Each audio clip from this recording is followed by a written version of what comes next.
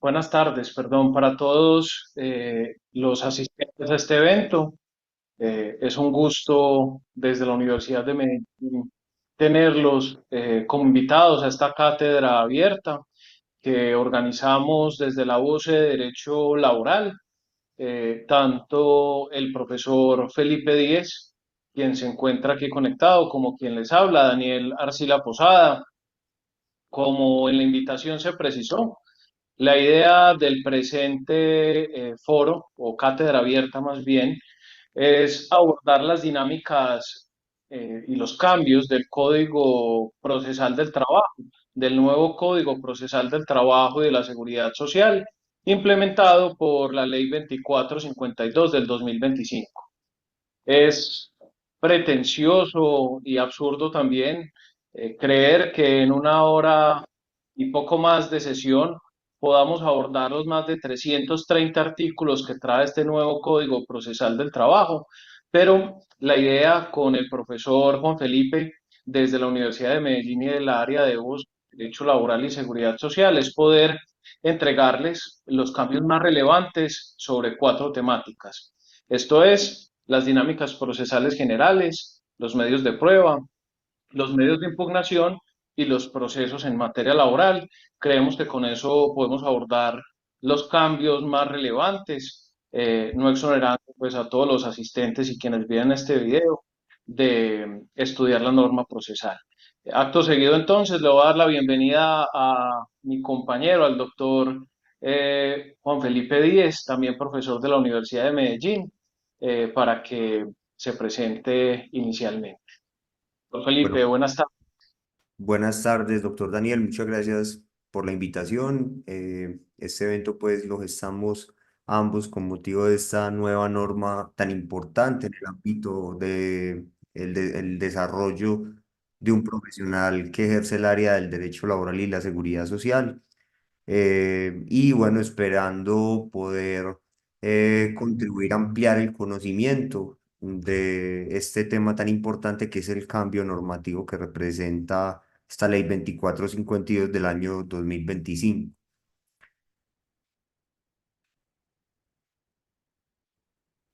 Gracias, doctor Felipe. Entonces,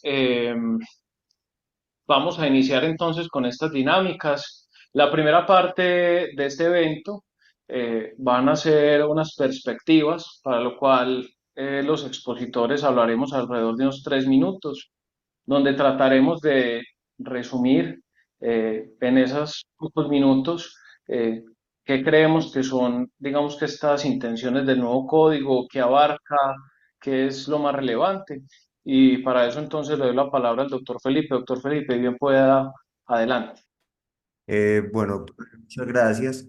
Para mí lo más importante o la finalidad más importante de este nuevo Código Procesal del Trabajo y digamos la perspectiva, a mi juicio, que tuvo la Corte Suprema de Justicia, que es la gestora de esta reforma, porque en ella nació, es materializar el artículo 229 de la Constitución Política, que es la tutela jurisdiccional efectiva, y fuera de eso también el artículo 228 de la Carta, que es la prevalencia del derecho sustancial. Yo creo que temas, por ejemplo, como la casación oficiosa, que más adelante abordaremos sobre la misma, temas como, por ejemplo, el permitirle a los apoderados un mayor término para impugnar sentencias, temas como el grado jurisdiccional de consulta y las modificaciones que se hicieron, van es en esa perspectiva, en que los derechos sociales, que son la esencia misma del Estado Social de Derecho,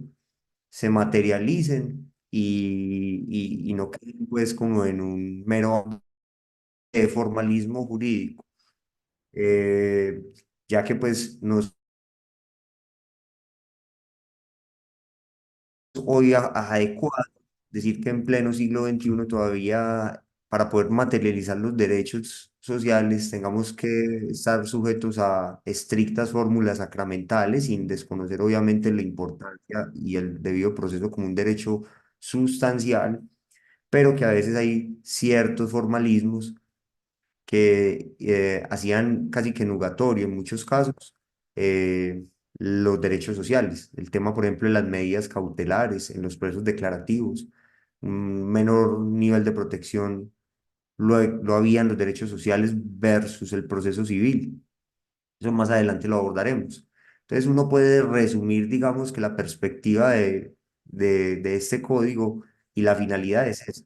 El principio de tutela jurisdiccional efectiva que está en el 228 de la Constitución y la prevalencia perdón, 229 de la Constitución y la prevalencia del derecho sustancial que está en el 228 de la Constitución. Es eso, doctor, para mí la perspectiva que trae esta nueva norma. Gracias, doctor Felipe. Respecto, digamos que la perspectiva, a mi juicio, de este nuevo Código Procesal del Trabajo y de la Seguridad Social, coincido en varios de los puntos con usted, doctor Felipe, y en particular sobre ese deseo de la justicia laboral de tener una codificación procesal propia, digamos que se acompase con la naturaleza de los derechos sustanciales que se debaten ante la jurisdicción ordinaria laboral. He escuchado en algunos eventos, seminarios eh, y demás que hablan de la emancipación del derecho procesal del trabajo, lo que a mí me parece, digamos que un poco tosco, ¿cierto? En cuanto a que no es que nuestro derecho procesal fuese inmaduro.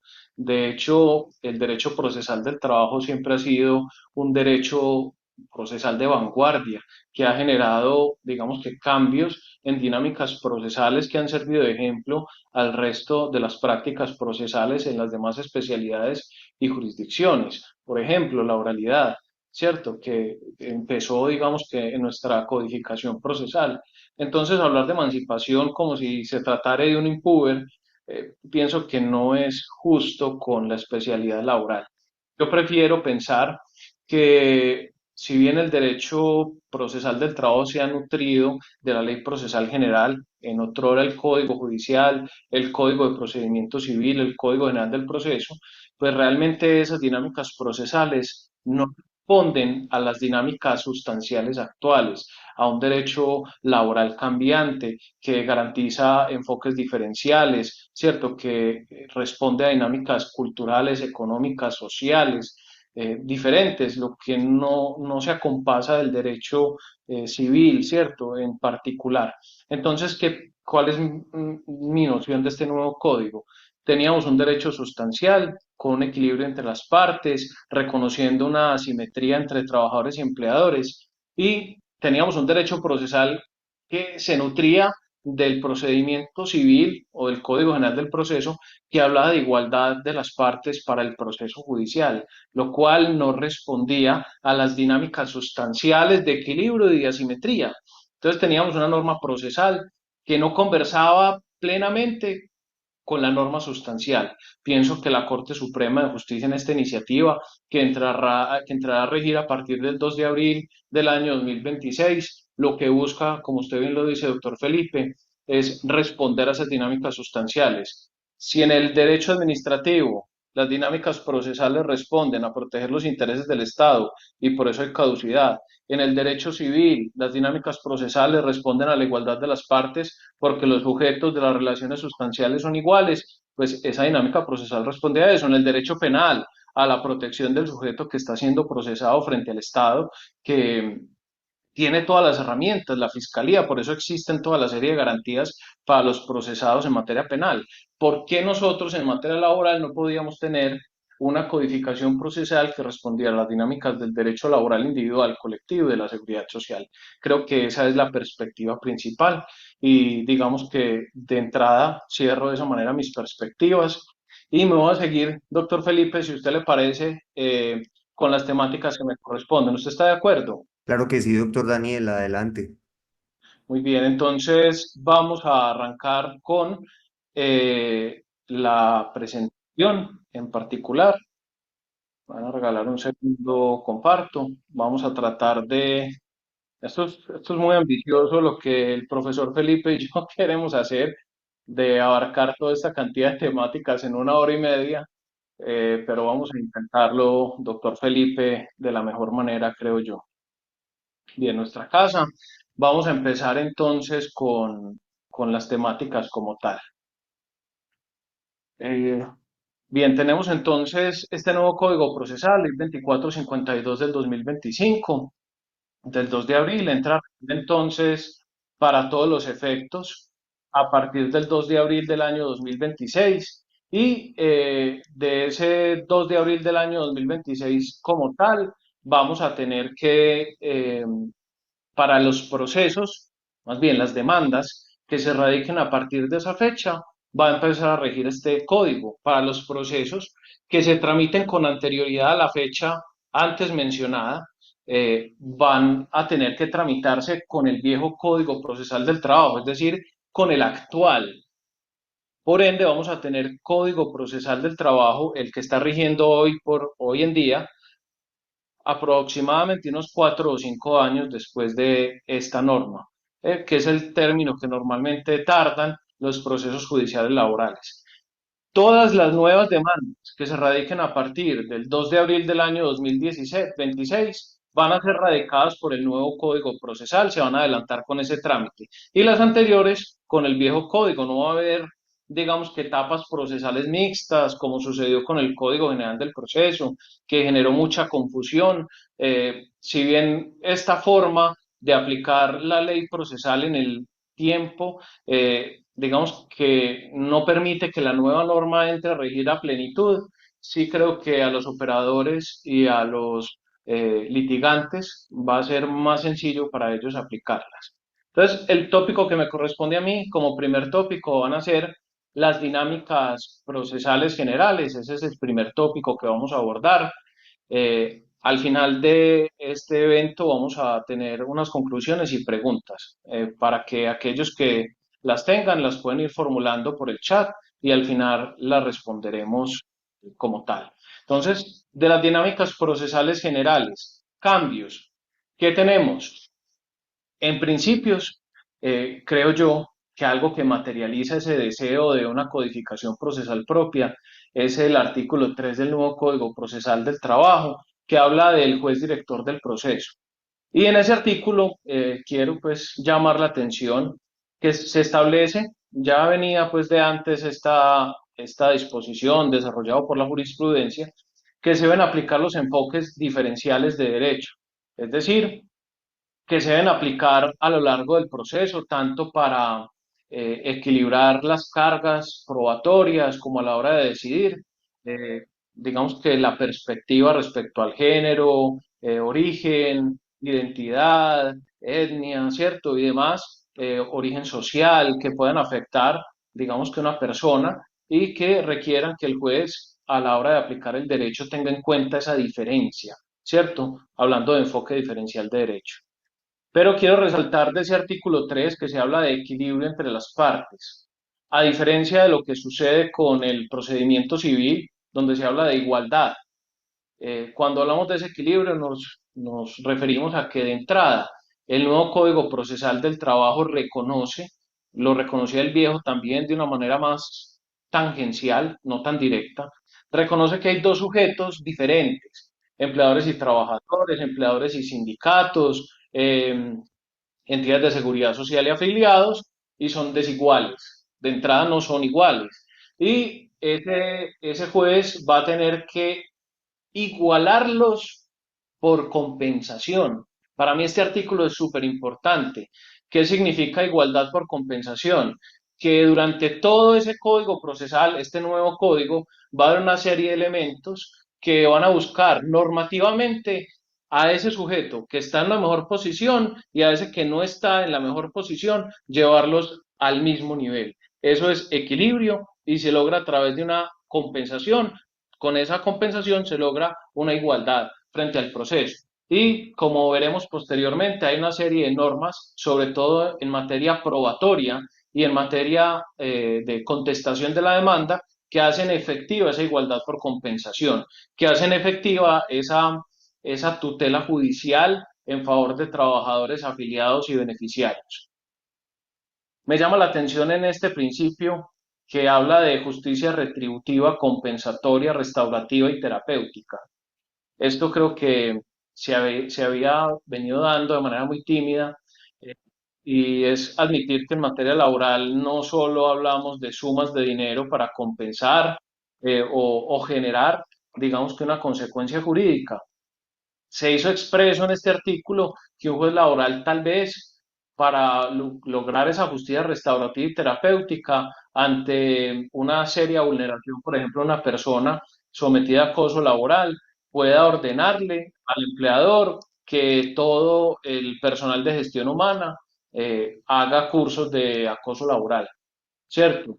O, por ejemplo, que se haga una audiencia donde los representantes directivos de la empresa puedan pedirle unas excusas a ese trabajador por los hechos sucedidos, que muchas veces esto es más positivo que el mismo dinero. Yo he tenido casos donde la persona busca resarcir su nombre y su dignidad más que el dinero. Entonces creo que es importante, el juez deberá tener un equilibrio a la hora de aplicar esos fallos en sentido restaurativo terapéutico porque pueden generar más conflictos, ¿cierto? Tiene que ser algo muy equilibrado, muy consensuado, algo muy razonable, como lo dice ese mismo artículo. Ese principio yo creo que es vital, de entrada es toda la intención del legislador y de la Corte que promovió este proyecto de ley. Por principios, entonces, tenemos el principio de gratuidad. Hay algo muy importante que ese principio ya estaba, aunque quedó redactado al final del código como si se hubiera olvidado, pero de ese principio de gratuidad ya no solo es que no hay gravámenes judiciales, sino que llega al punto que si hay una persona con amparo de pobreza, según el 164 y 132 del nuevo Código Procesal del Trabajo, podrá permitirse que esa persona solicite dictámenes periciales y la contraparte sea quien los asuma en su integridad.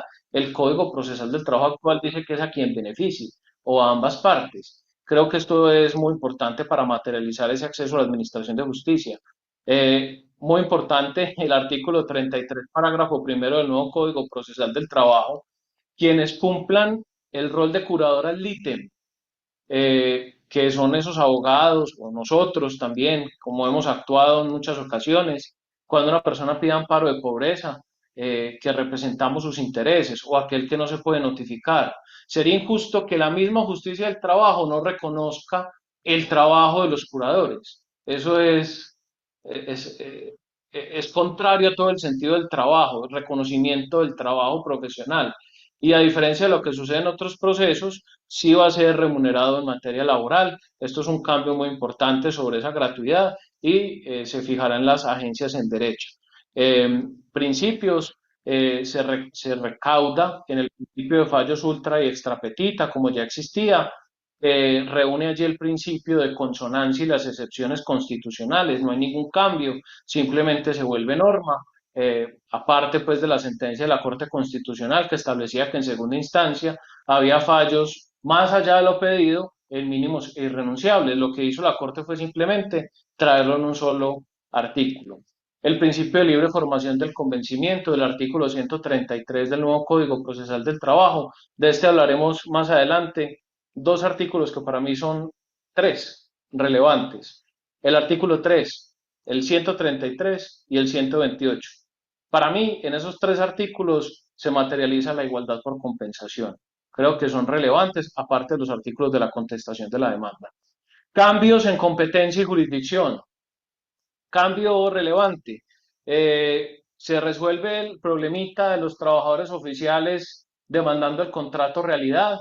La Corte Constitucional venía a juicio de este humilde profesor desacertando, venía cometiendo desaciertos en los autos que resolvían los conflictos de jurisdicción, atribuyendo de la jurisdicción a lo contencioso administrativo, desconociendo el artículo 105 de la Ley 1437 del 2011, cuando establece que lo contencioso no conoce conflictos de trabajadores oficiales, amparándose la Corte Constitucional en que existía un contrato de servicios u otro contrato administrativo y que primero debía derruirse ese contrato y luego demandarse el tema del contrato realidad, lo cual desconocía el precedente de décadas de la Corte Suprema de Justicia y del Consejo Superior de la Judicatura Sala Disciplinaria. Creo que se pone fin a esa controversia, conoce la justicia laboral del contrato realidad de los trabajadores oficiales sin discusión. De los procesos de fuero, algo bien importante, y es que, como hablarán con el profesor Felipe, se crearon unos procesos de fuero, ¿cierto? Con trámite especial, pero que es importante dentro de la competencia y la jurisdicción y por qué tengo esa anotación acá. Eh, los procesos de fuero sindical tienen prelación al interior de los despachos judiciales frente a los ordinarios. Si se entiende esa prelación porque el trámite es el mismo en el nuevo Código Procesal del Trabajo, los procesos de fuero de salud, prepensionados y demás que están en el artículo 300 también la tendrían. ¿Qué creo yo? Que es la intención de la Corte Suprema de retirar este asunto de las acciones constitucionales de tutela, en especial luego del régimen de medidas cautelares, para que el juez natural sea el que conozca, y no un juez penal respetando los jueces penales, o un juez civil respetando los muchos, o un juez de familia, que no están, digamos que, envueltos en las discusiones del derecho del trabajo y de la seguridad social. Pienso que ese darle ese mismo trámite tiene la finalidad de que ya no sea necesario la acción de tutela para que haya una decisión efectiva, aparte de las medidas cautelares que se pueden practicar y que dejen de darse esa disparidad, para bien o para mal, de los trabajadores o los empleadores, para ambos nos ha afectado. Bien, acciones nuevas de libertad sindical, hablarán con el profesor Felipe, es una acción nueva, se simplifica la competencia por factor territorial, se acaban todas esas discusiones de cuando se demanda la nación, cuando se demanda el departamento, solamente, salvo los asuntos de seguridad social, los demás, un solo factor territorial, último lugar de prestación del servicio y domicilio del demandado, cualquiera sea. Se crea algo súper importante, aquí creo que otra vez vamos a llevar la llama adelante, como siempre lo ha hecho la justicia laboral valiente, con sus jueces, con sus litigantes, que es el reparto nacional. Ese reparto nacional que está en el artículo 10 del nuevo Código Procesal del Trabajo se tiene que reglamentar dentro del siguiente año, es decir, hasta antes de ese 2 de abril del 2026, y permitirá que haya asuntos que son de pleno derecho, que no requieren práctica de pruebas, que los conozcan jueces de otros circuitos judiciales e incluso otros distritos, en caso de los tribunales, por cargas. Entonces, por ejemplo, yo presento una demanda de un retroactivo pensional, que es un asunto de pleno derecho, que no requiere más que documentos, y la presento aquí en Medellín y por reparto nacional, para descongestionar, le puede tocar a un juez de Fusagasugá, ¿cierto? Que conoce de asuntos laborales. Eso va a generar ese equilibrio entre las autoridades jurisdiccionales y solo será frente a asuntos, obviamente, de pleno derecho y con prueba documental. En materia de seguridad social, la competencia quedó atribuida de la misma razón, de la misma manera como estaba antes. Esto es, será competente el juez del domicilio de la entidad de seguridad social o el lugar donde se hizo la reclamación del derecho, ¿cierto? Hay una regulación interesante, ya se venía aplicando, creo que solamente se plasmó en la norma, y es que si se reclama de manera electrónica, será en el domicilio del iniciador, en el que usted liste. Domicilio Medellín, usted lo radicó electrónicamente, entonces será Medellín. Así la entidad tenga domicilio en Bogotá, el iniciador es quien radica. Esto ya se venía aplicando, tuve muchos casos en la extinta, agonizante Comeva, ¿cierto? Donde no recibían nada, ya no tenían ni sedes, entonces digamos que se venía aplicando, pero quedó en la norma. Novedoso, cuando sea demandante la entidad de seguridad social, ejecutivos, por aportes, principalmente, esta norma fue creada para él. Será competente el juez del lugar del domicilio del demandado. Esto era una pelea de los jueces de Bogotá, porque ya demandaban todas las entidades de seguridad social y se molestaban mucho, y van a radicar la competencia, obviamente, en el domicilio del demandado cuando se demande esa ejecución. Cambios. Creo que este es uno de los más interesantes. La reclamación administrativa desaparece con ese nombre y con esos efectos. Antes era un requisito de procedibilidad, un anexo obligatorio de la demanda. Después del 2 de abril del 2026 no es requisito de credibilidad, no será un anexo obligatorio de la demanda. Sí considero que se debe aportar, así no sea un anexo obligatorio, eh, porque a juicio mío en particular, es mi análisis, si bien no es un requisito de procedibilidad, es decir, el juez debe admitir la demanda, notificar, dar trámite y demás, la entidad pública, como lo establece ese nuevo Código Procesal del Trabajo, pues para que se haga efectivo una reclamación frente a ellos, deberá pasar lo mismo, 30 días de haberse agotado la reclamación del derecho o una respuesta antes de esos 30 días. Pienso yo que será controlado por la entidad a través de una excepción previa de falta de competencia. Entonces ya no se controla con la demanda, ni en su admisión, ni en sus anexos, pero si la entidad quiere hacer efectivo su derecho a que le hubiesen reclamado antes, podrá alegar la excepción previa de falta de competencia por no agotamiento de reclamo del derecho, pero no será controlable en ningún otro momento y si no se alega, será saneable. Esa es, digamos, que la interpretación mía de la norma cuando dice que no es requisito de procedibilidad y como tal no es un presupuesto procesal de la acción. Muy bien, cambios. Cambia la competencia respecto al factor objetivo, mínima cuantía a 40 salarios mínimos, mayor cuantía, más de 40 salarios mínimos. Esto implicará que en materia laboral ya no se creen, eh, ya no haya jueces de pequeñas causas laborales, se crearán más fácil, su denominación será jueces municipales laborales que conocerán en primera instancia, ya se acaban los procesos de única, que conocerán en primera instancia de asuntos cuya cuantía no exceda los 40 salarios mínimos. Y los que excedan los 40 serán conocidos por los jueces laborales del circuito como tal. En primera instancia se acaban los procesos de única. Eh, Otro cambio positivo frente a ese asunto en particular es que eh, realmente yo, y de manera muy personal, consideraba que era detestable ese nombre. A mí me parecía detestable. ¿Por qué razón? Porque para mí no hay una pequeña causa laboral. Es más, no hay ninguna pequeña causa en el derecho. Eso me parece insultante frente a las personas que reclaman administración de justicia. Así sea un ejecutivo civil, no debería ser pequeñas causas y competencia múltiple. Me parece que ese nombre no tiene ese sentido. Hablen de cuantías, pero no de pequeñas causas. Entonces elimina ese nombre, yo lo celebro, sé que es algo simplemente nominativo, pero no, lo detestaba ese nombre, es mi apreciación personal. Eh, los especiales y los asuntos sin cuantía seguirán siendo conocimiento de circuito en primera.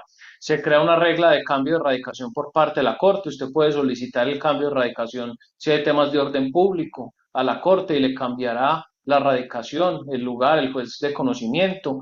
Se crea, obviamente, que se puedan aplicar pruebas extraprocesales, ya existían, pero serán de conocimiento de los jueces laborales cuando sean en asuntos laborales donde se vayan a ventilar.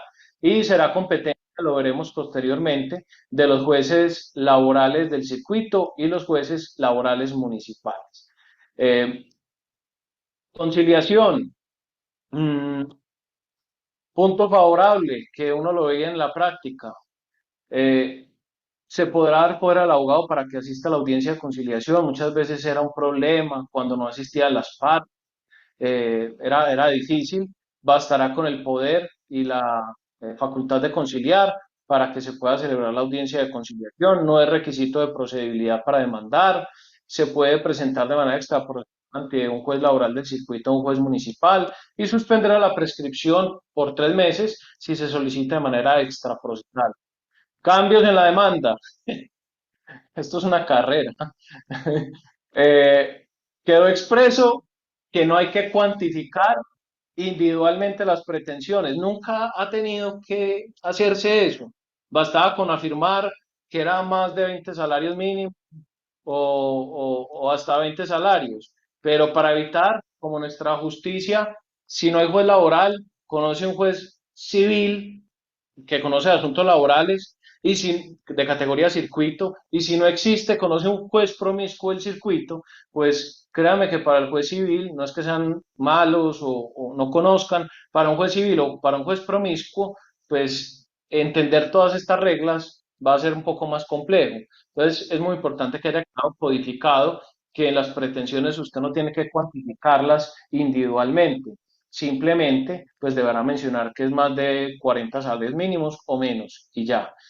Eh, Importante, que también quedó expreso, eso ya existía, pero muchos abogados, abogadas, demandantes no lo conocían y no señalaban los documentos en poder del demandado. Creo que la Corte hizo el esfuerzo de que quedara en los requisitos de la demanda para que ellos supieran que le podían pedir documentos al demandado y que el juez en el auto que admite la demanda ordena al demandado que los aporte. Era más un tema de desconocimiento, esto no es un cambio, propiamente, sino que quedó codificado de manera más expresa. Este cambio sí es bien relevante, mucho. No será necesario radicar simultáneamente copia de la demanda a todos los demandados al momento de radicarla. Es decir, la ley 22.3 en ese asunto no va a aplicar. En la oral se radica hoy por el CIUG en la mayoría de las ciudades principales, se está implementando o se radica por el correo electrónico que se establezca, pero sin copia a los demandados, después de que entre en vigencia esta ley 2452. No hay que enviar copia. Eh, Se debe aportar el documento de identidad del demandante, esto es nuevo, imagino que es para hacer las verificaciones del caso, no es un anexo a la reclamación administrativa, la reforma de la demanda sigue tal cual como está, dentro de los 5 días siguientes al vencimiento del término del traslado. Cambios en las notificaciones, antes de que me consuma yo todo el tiempo, doctor Felipe, que ya voy en 21 minutos. Adelante, Eh, doctor, sin afán, que lo importante es que todo quede bien agotado. que terminemos esta carrera, ¿cierto? No, doctor Felipe, ¿en qué nos metimos? Bien, entonces, cambios en las notificaciones. Este creo que es bien importante. Yo que defiendo algunas entidades públicas en materia laboral específicamente, mm, había una discusión, para mí no hay discusión, pero sí en los despachos. Y era si el artículo 41 del Código Procesal del Trabajo se tenía que sumar esos 5 días a las entidades públicas. El parágrafo que establecía ese artículo 41. Así se notificara electrónicamente. La Corte ya había decantado eso, no de manera muy explícita y tampoco es que hayan llegado muchos casos a ese debate hasta allá, ¿cierto? Pero realmente la Corte ya lo había decantado y decía, si la notificación al demandado, y era una entidad pública, era electrónica y personal, era igual que con cualquier otro demandado, esto es, 2 días para hacerse efectivo y luego se corría el término del traslado. Pues bien, en el artículo 209 del nuevo Código Procesal del Trabajo queda eso más que claro, que no hay una prerrogativa de 5 días y la notificación es electrónica, que simplemente se recibe, son 2 días y luego corre el traslado. Esos 5 días se acabó. La notificación por estrado, esa interpretación, lo aclaro, porque para mí, pues era ya traslúcido. La notificación por estrados sigue igual, por estados, cambio, son las sentencias escritas, serán por estados, se elimina la notificación por edicto que existe hoy en el Código Procesal actual. Conducta concluyente igual, el aviso sigue existiendo cuando no se puede notificar personalmente a un sujeto y se le da 10 días adicionales. Bien, ya vamos a terminar con esto. Medidas cautelares, cambio novedosísimo, muy novedoso. Yo creo que lo que llama el código es empleadores cumplan la ley, entidades de seguridad social cumplan la ley, documenten el cumplimiento de la ley, eso no está mal, ¿cierto? Para eso está la ley. Y en caso de que haya una diferencia, empleador y entidad de seguridad social, busque otros mecanismos, concilie, reconozca el derecho, busque una mediación y haga una transacción, porque se establece una serie de prerrogativas que van a ser muy fuertes frente a los demandados, que van a tener que soportarlas en los procesos judiciales y pueden ser delicadas como tal en particular. Eh, Medidas cautelares en los declarativos, ordinarios y especiales. Se va a permitir la inscripción de la demanda. Artículo 315 del nuevo Código Procesal del Trabajo, eso no existía. se elimina esa caución especial del artículo 85A que no servía para nada, me disculpan, pero todos los que ejercemos en esta especialidad sabemos que no tenía mayor utilidad.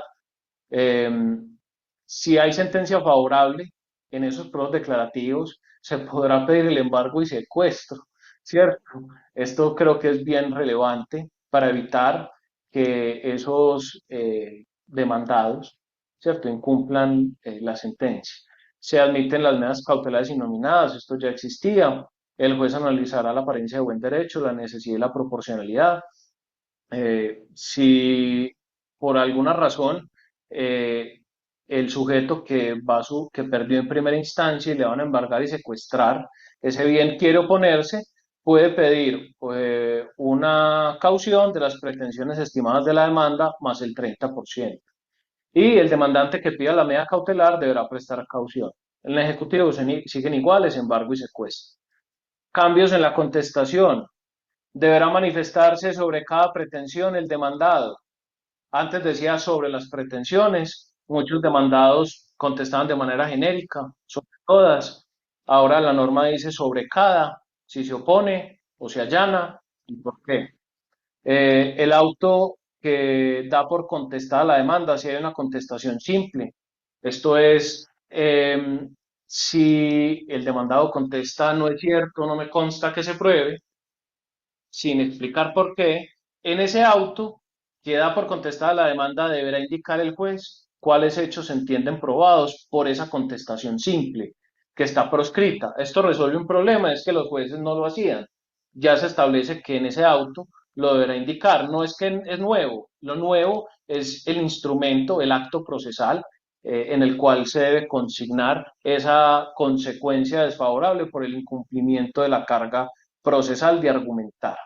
Eh, este es otro traslado, más bien es otra eh, igualdad por compensación, y es que el empleador tiene que aportar todos los registros que por ley tiene que llevar, horas extra, vacaciones, entre otros, ¿cierto? Si son objeto de discusión.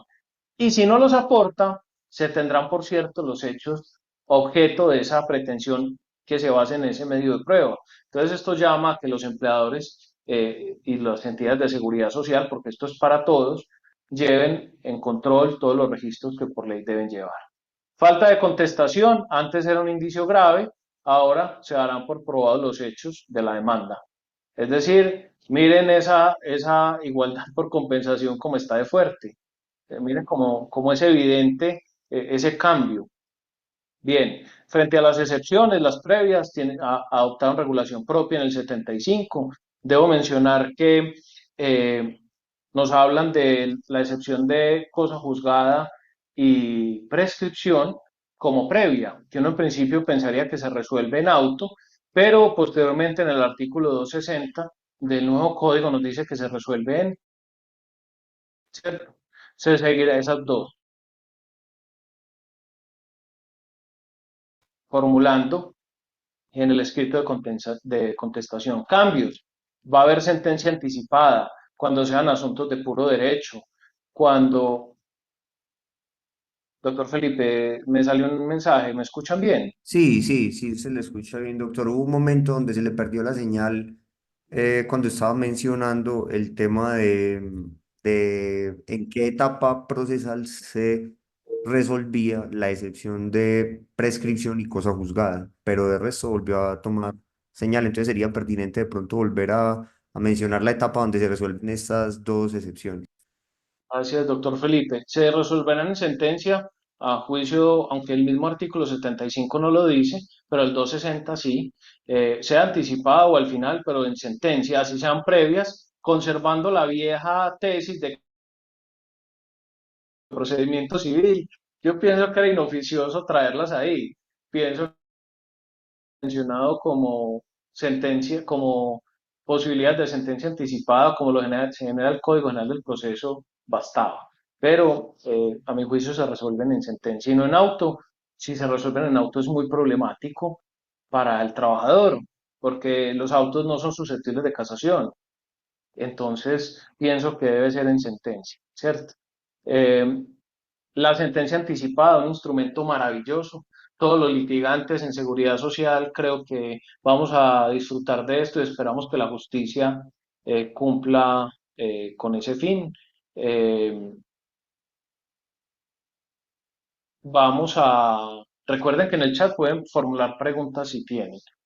Em, Si se trata de asuntos con solo pruebas documentales y sin tacha, cuando haya allanamiento, cuando sean asuntos de pleno derecho, esto es lo novedoso, el 260, por ejemplo, en temas de retroactivo pensional, reliquidación pensional, que son asuntos netamente documentales. Creo que no solo va a haber sentencia anticipada, sino que puede haber reparto nacional, que genera agilidad y descongestión y evita tantas condenas e intereses del artículo 141 en materia de seguridad social, que si bien los litigantes disfrutamos y las personas también, nadie dice que no, es un detrimento para el sistema y no debería ser de esa manera. Muy bien, contumacia y prescripción, si no hay notificación dentro del año siguiente a la notificación del auto admisorio al demandante, si éste no procura la notificación del demandado, no interrumpirá la prescripción. Y yo aquí llamo la atención de algo, yo por esto considero, por este artículo 72 y el 318 del nuevo código, que están en concordancia con el 94 del Código General del Proceso, yo por eso considero que el juez no puede notificar, el que debe notificar es la parte, porque la otra parte tiene el derecho de esperar esa ventaja de la inacción, es su derecho, y no se le puede liberar o más fácil retirar ese derecho. Pienso que se rompe ahí esa parte y que el demandante, hoy hay muchos mecanismos, cumpla con su carga de citar para notificación o notificar electrónicamente al demandado. Eso ya es una postura personal. Eh, Sujetos, porque queda mucho. Sujetos procesales. Eh, Cambios. Doctor Felipe, vamos en 31 minutos. ¿Usted y yo qué hacemos? Hágale, doctor, adelante, que lo importante es que quede todo lo visto, pues lo que tenemos planeado y agote su intervención, que está siendo magistral, muy aprovechable por todos los que estamos aquí escuchando. Adelante. Muchas gracias, doctor Felipe. Si es el caso, entonces le recortamos al final a las conclusiones. Eh, Sujetos procesales. Esto no es cambio, sino que se codificó. La Corte venía considerando que los consorcios y las uniones temporales son parte. Yo personalmente pienso que un contrato no puede ser parte, porque eso es un contrato de colaboración. Pero, pues, el presidente de la Corte Suprema era que eran parte y se entendían sus integrantes en él, ¿cierto? Yo pienso que se debe mandar a los sujetos que hacen parte del contrato, no al contrato. Es como demandar al contrato de arrendamiento, pero eso ya es una postura personal y ya quedó codificado que el consorcio y la unión temporal, así sean un contrato, son parte. Listo, es una ficción, como también lo es en el tema fiduciario. Bien. Eh, Cambios. Todo lo de sujetos, litis consorcios, queda igual que el Código General, pero hay un cambio en el interveniente excluyente. En el Código General, la intervención excluyente, es decir, por ejemplo, en el caso de las pensiones de sobreviviente, era hasta antes de la primera audiencia. En el nuevo código quedó hasta antes de la sentencia de primera, es decir, que podrá participar aún después de que se haya dado la primera audiencia. Incluso en extremis, están escuchando los alegatos y aparece, ¿cierto? Pensaría yo que es admisible, ¿cierto? Eh, Sindicatos por delegación o directamente materializa el artículo 475 y 476. Podrán ser accionantes por delegación de sus asociados o directamente. Agente oficioso, por fin, que en el poder no tengan que materializarse las pretensiones. Para nosotros los abogados eso no tenía explicación lógica, ni siquiera precedente y lo seguían exigiendo, ya no es necesario. Hay un tema de temeridad frente a los sujetos y es cuando habla ese artículo 58 del nuevo Código Procesal del Trabajo, cuando se demande sin fundamento o más de una demanda sobre el mismo asunto o sin las calidades como tal y puede generar, digamos que unas consecuencias pecuniarias. Esto pasa mucho, yo como defensor lo he visto muchas veces que lanzan pretensiones, perjuicios, 120 salarios mínimos, 125. solo con la finalidad de llevar esto a casación, pero sin fundamento fáctico y probatorio, sin ni siquiera discutir los perjuicios, solo por decir que se sienten afectados en esa cifra para llevar esto a casación, lo cual pienso que no es justo ni con la contraparte ni con la administración de justicia, ¿cierto? Ese desgaste. Si las pretensiones son de esa cuantía, pues que así sea, pero no, digamos que infundadamente mencionarlo. Lo mismo que múltiples demandas sobre el mismo asunto. En asuntos masivos es muy común que la parte le dé poder a muchos abogados y uno va a defender, yo he tenido esos casos, en la misma demanda con tres abogados distintos. Qué desgaste para la justicia, ¿cierto? Y obviamente el costo para la defensa del demandado. Audiencias, se limita la intervención a 20 minutos. Antes no estaba esa norma. Va a evitar esas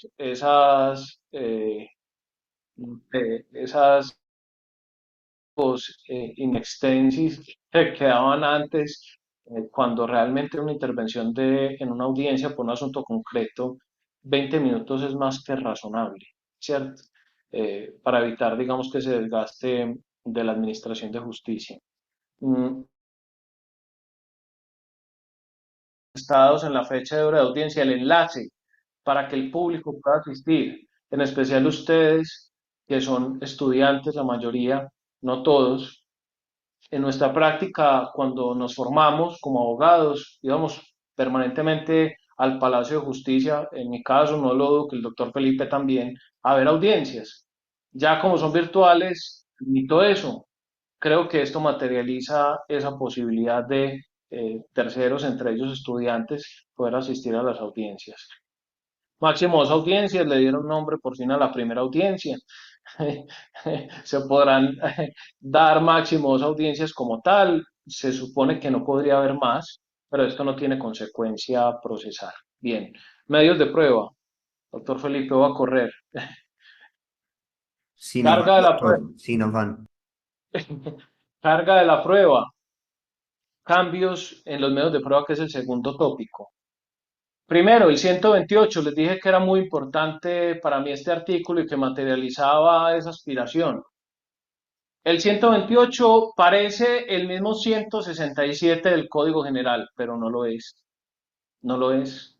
¿Y por qué no lo es? Porque en el 167 del Código General dice que el juez podrá distribuir la carga de la prueba. Podrá. Optativo. Hay una discusión sobre si era deber o poder. Optativo. En este código nuevo, el 128 dice, no dice podrá, dice deberá.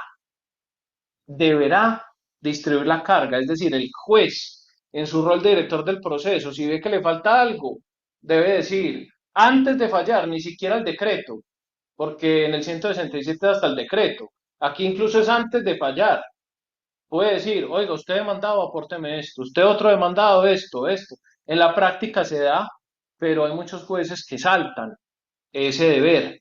Creo que quedó codificado. El juez entonces asignará la carga de probar determinados hechos, aportar determinados instrumentos a la otra parte, así no le beneficie, ¿cierto? Y lo deberá hacer para poder acercarse a esa justicia material, ¿cierto? Y no solo formal. Eh, Materializa la igualdad por compensación que les mencionaba, ¿cierto? Los requisitos de la contestación es otro ejercicio y, por ejemplo, podrá a costa de decretar las pruebas de oficio a costa de ambas partes o de una sola de ellas, ya no de a quien beneficie, sino de una sola, puede ser la otra parte a la que no le beneficie. El juez lo estimará a la hora de decretar esas pruebas de oficio. En el código actual, lo que dice es que podrá decretar pruebas de oficio o dictámenes y en la parte que lo beneficia asumirá el costo o ambas partes. Aquí no. Aquí dice a una de las partes o a ambas y no trae la condición, el 132, de a quien beneficie. Entonces, podrá decretar una prueba de oficio que tenga un costo inclusive a la otra parte a la que no le beneficien y la tendrá que pagar. Ejemplo, un dictamen. Usted, entidad de seguridad social, voy a pedir un dictamen a Sendes, al CES. La parte demandante no tiene capacidad, amparado por pobre. así se llama, amparo de pobreza. Eh, entonces usted páguelo. Y si sale favorable, pues ahí se lo desquita. Pero si no sale favorable, pues después le cobra usted al amparado por pobreza. Cóbrele, ¿cierto? Entonces, pero puede ser muy cuestionable, pero en últimas busca la justicia material, pienso yo, y creo que a veces las personas no acceden a los medios de prueba por no tener recursos. Medios de prueba, no hay juramento estimatorio. En laboral la utilidad de eso era casi nula, porque todo está reglamentado, dispuesto en la ley los cálculos, y por más que uno jure, no cambiaba, ¿cierto? No cambia las fórmulas que establece la ley.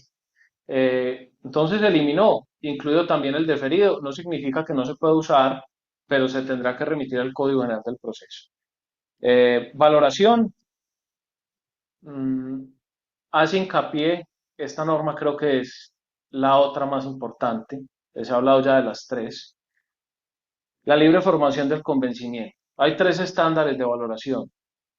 La tarifa legal, hoy en materia laboral sigue existiendo tarifa legal para algunos actos solemnes, contrato a término fijo, salario integral, convención con depósito, preaviso, periodo de prueba, entre otros. Sigue existiendo tarifa legal para algunos actos o negocios en concreto, ¿cierto? Pero esa es la excepción. La tarifa legal es eso, la ley prescribe cómo se prueba. En materia laboral es excepcional y hay algunas hipótesis muy reducidas con eso. El segundo mecanismo de valoración es la sana crítica, que se utiliza en materia civil, que habla de los principios de la lógica y las reglas de la experiencia, entre otras.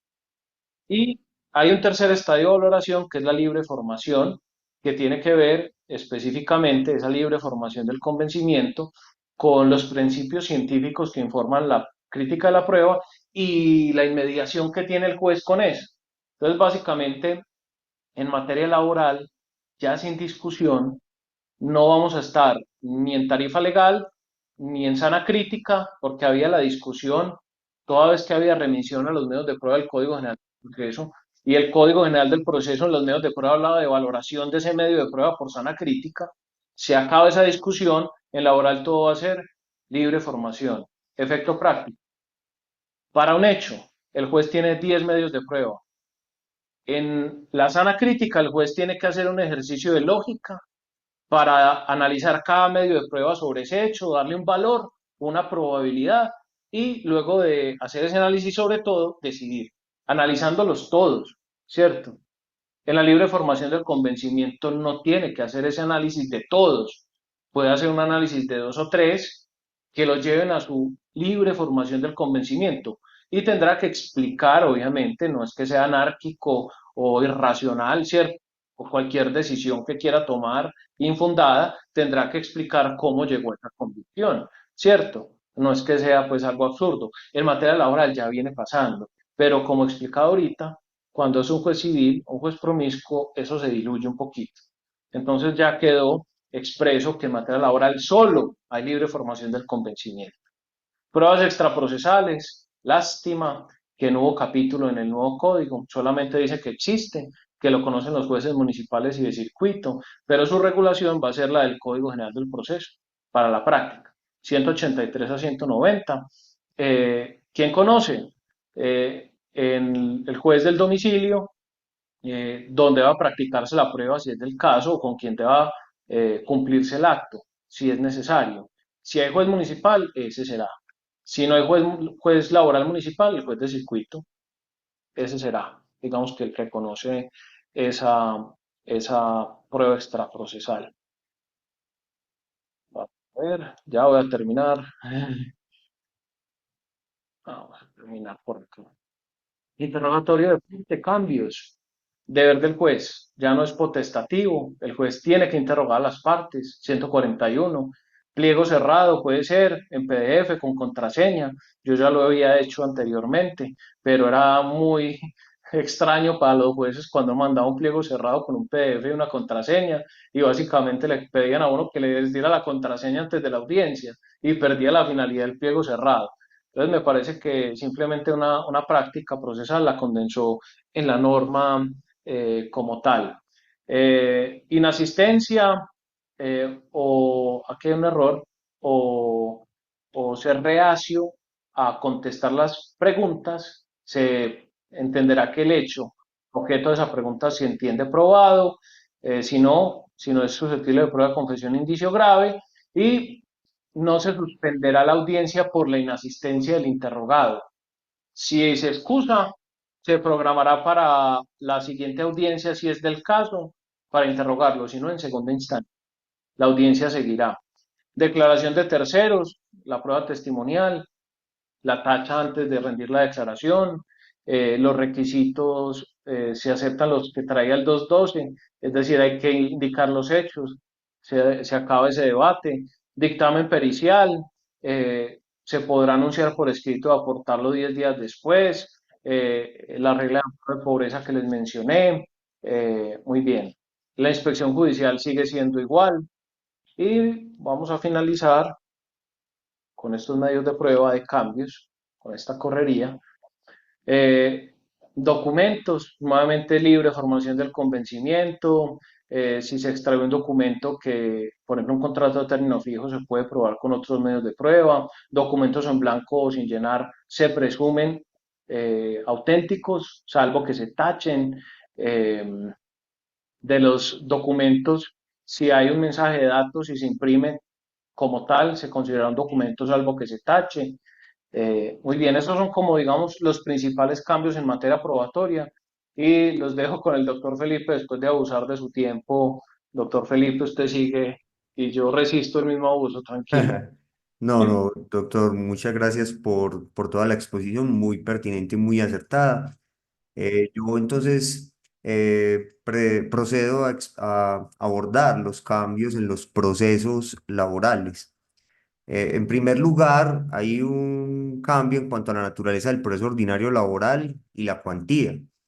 En la actualidad, sabemos que, según el artículo 12 del Código Procesal del Trabajo y la Seguridad Social, hasta 20 salarios mínimos es única instancia, más de 20 salarios mínimos es primera instancia, pero esto ya se acaba con el artículo 13 de este nuevo código, que establece que los jueces laborales municipales, nombre que se le comenzará a dar a partir del 2 de abril del próximo año a dichos jueces que hoy son de pequeñas causas, conocen en primera instancia de lo que esté entre 20 y 40 salarios mínimos. Ya se vuelve una primera instancia. Ahora veremos qué pasa con lo que sea menor a 20 salarios mínimos, pero inclusive lo que esté entre 20 y 40 serán los jueces laborales municipales, hoy de pequeñas causas, que lo van a conocer en primera instancia.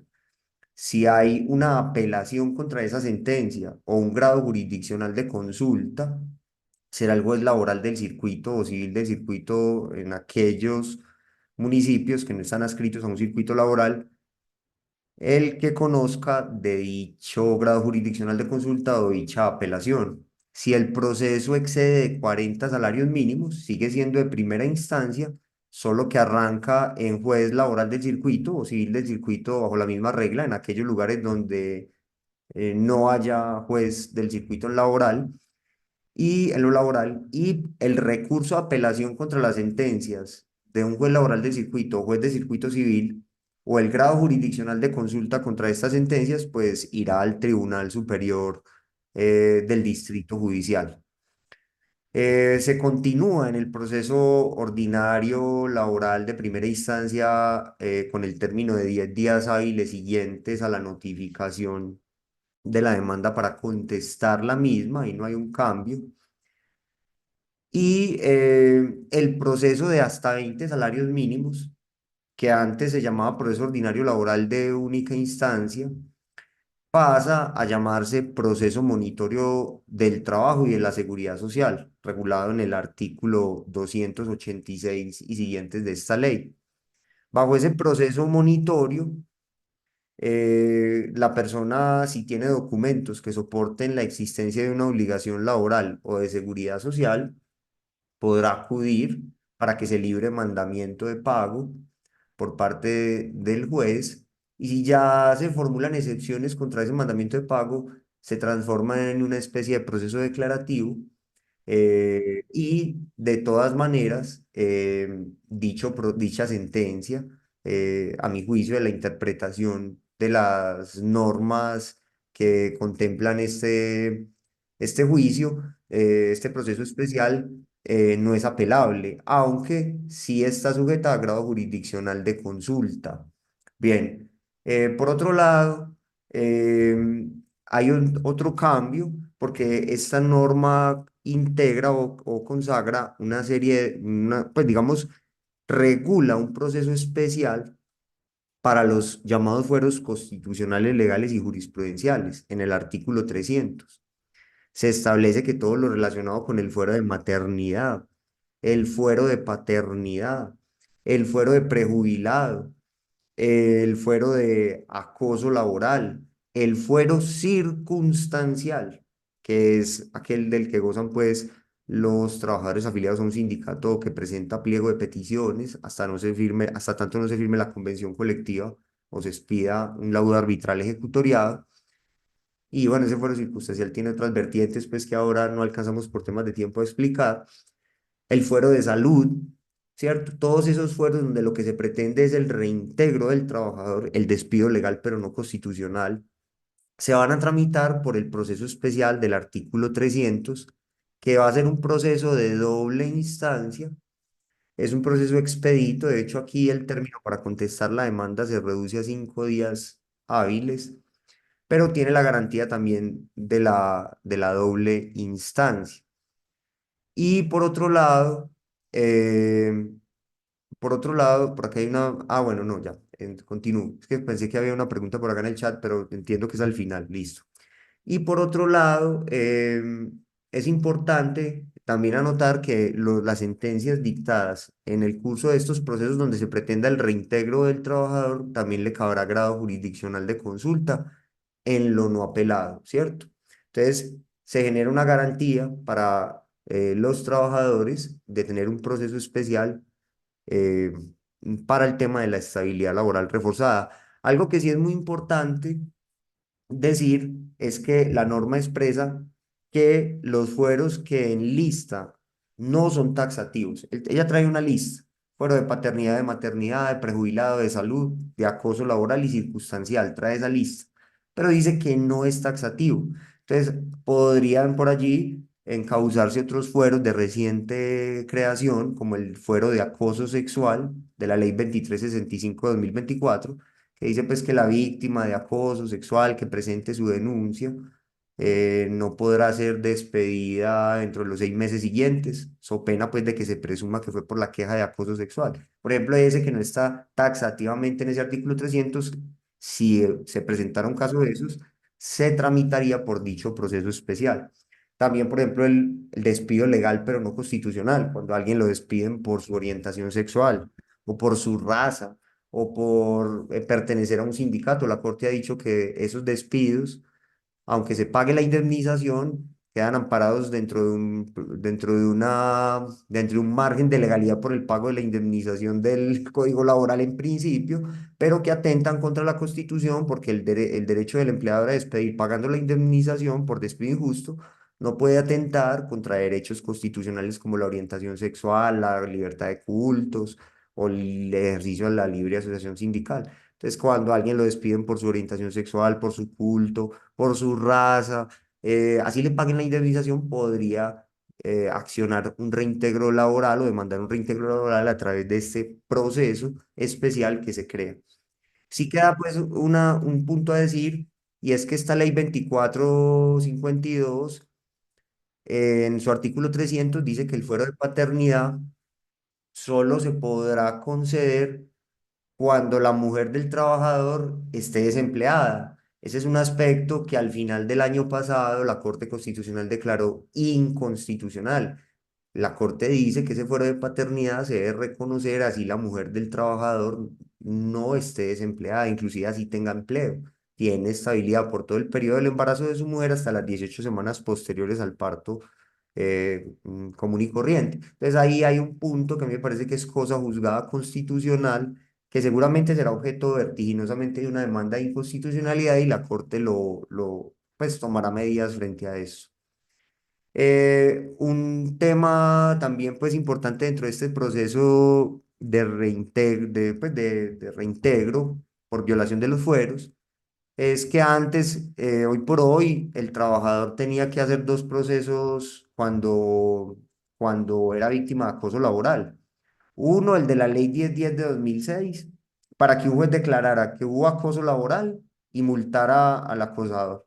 Y una vez que ya estaba en firme la sentencia que determinaba que había acoso laboral, que era también un proceso de doble instancia, y que multaba al acosador, si la persona era despedida dentro de los 6 meses siguientes a haber puesto la queja ante el COCOLAB o haber puesto la demanda o la querella ante el ministerio, pues había que iniciar el ordinario laboral.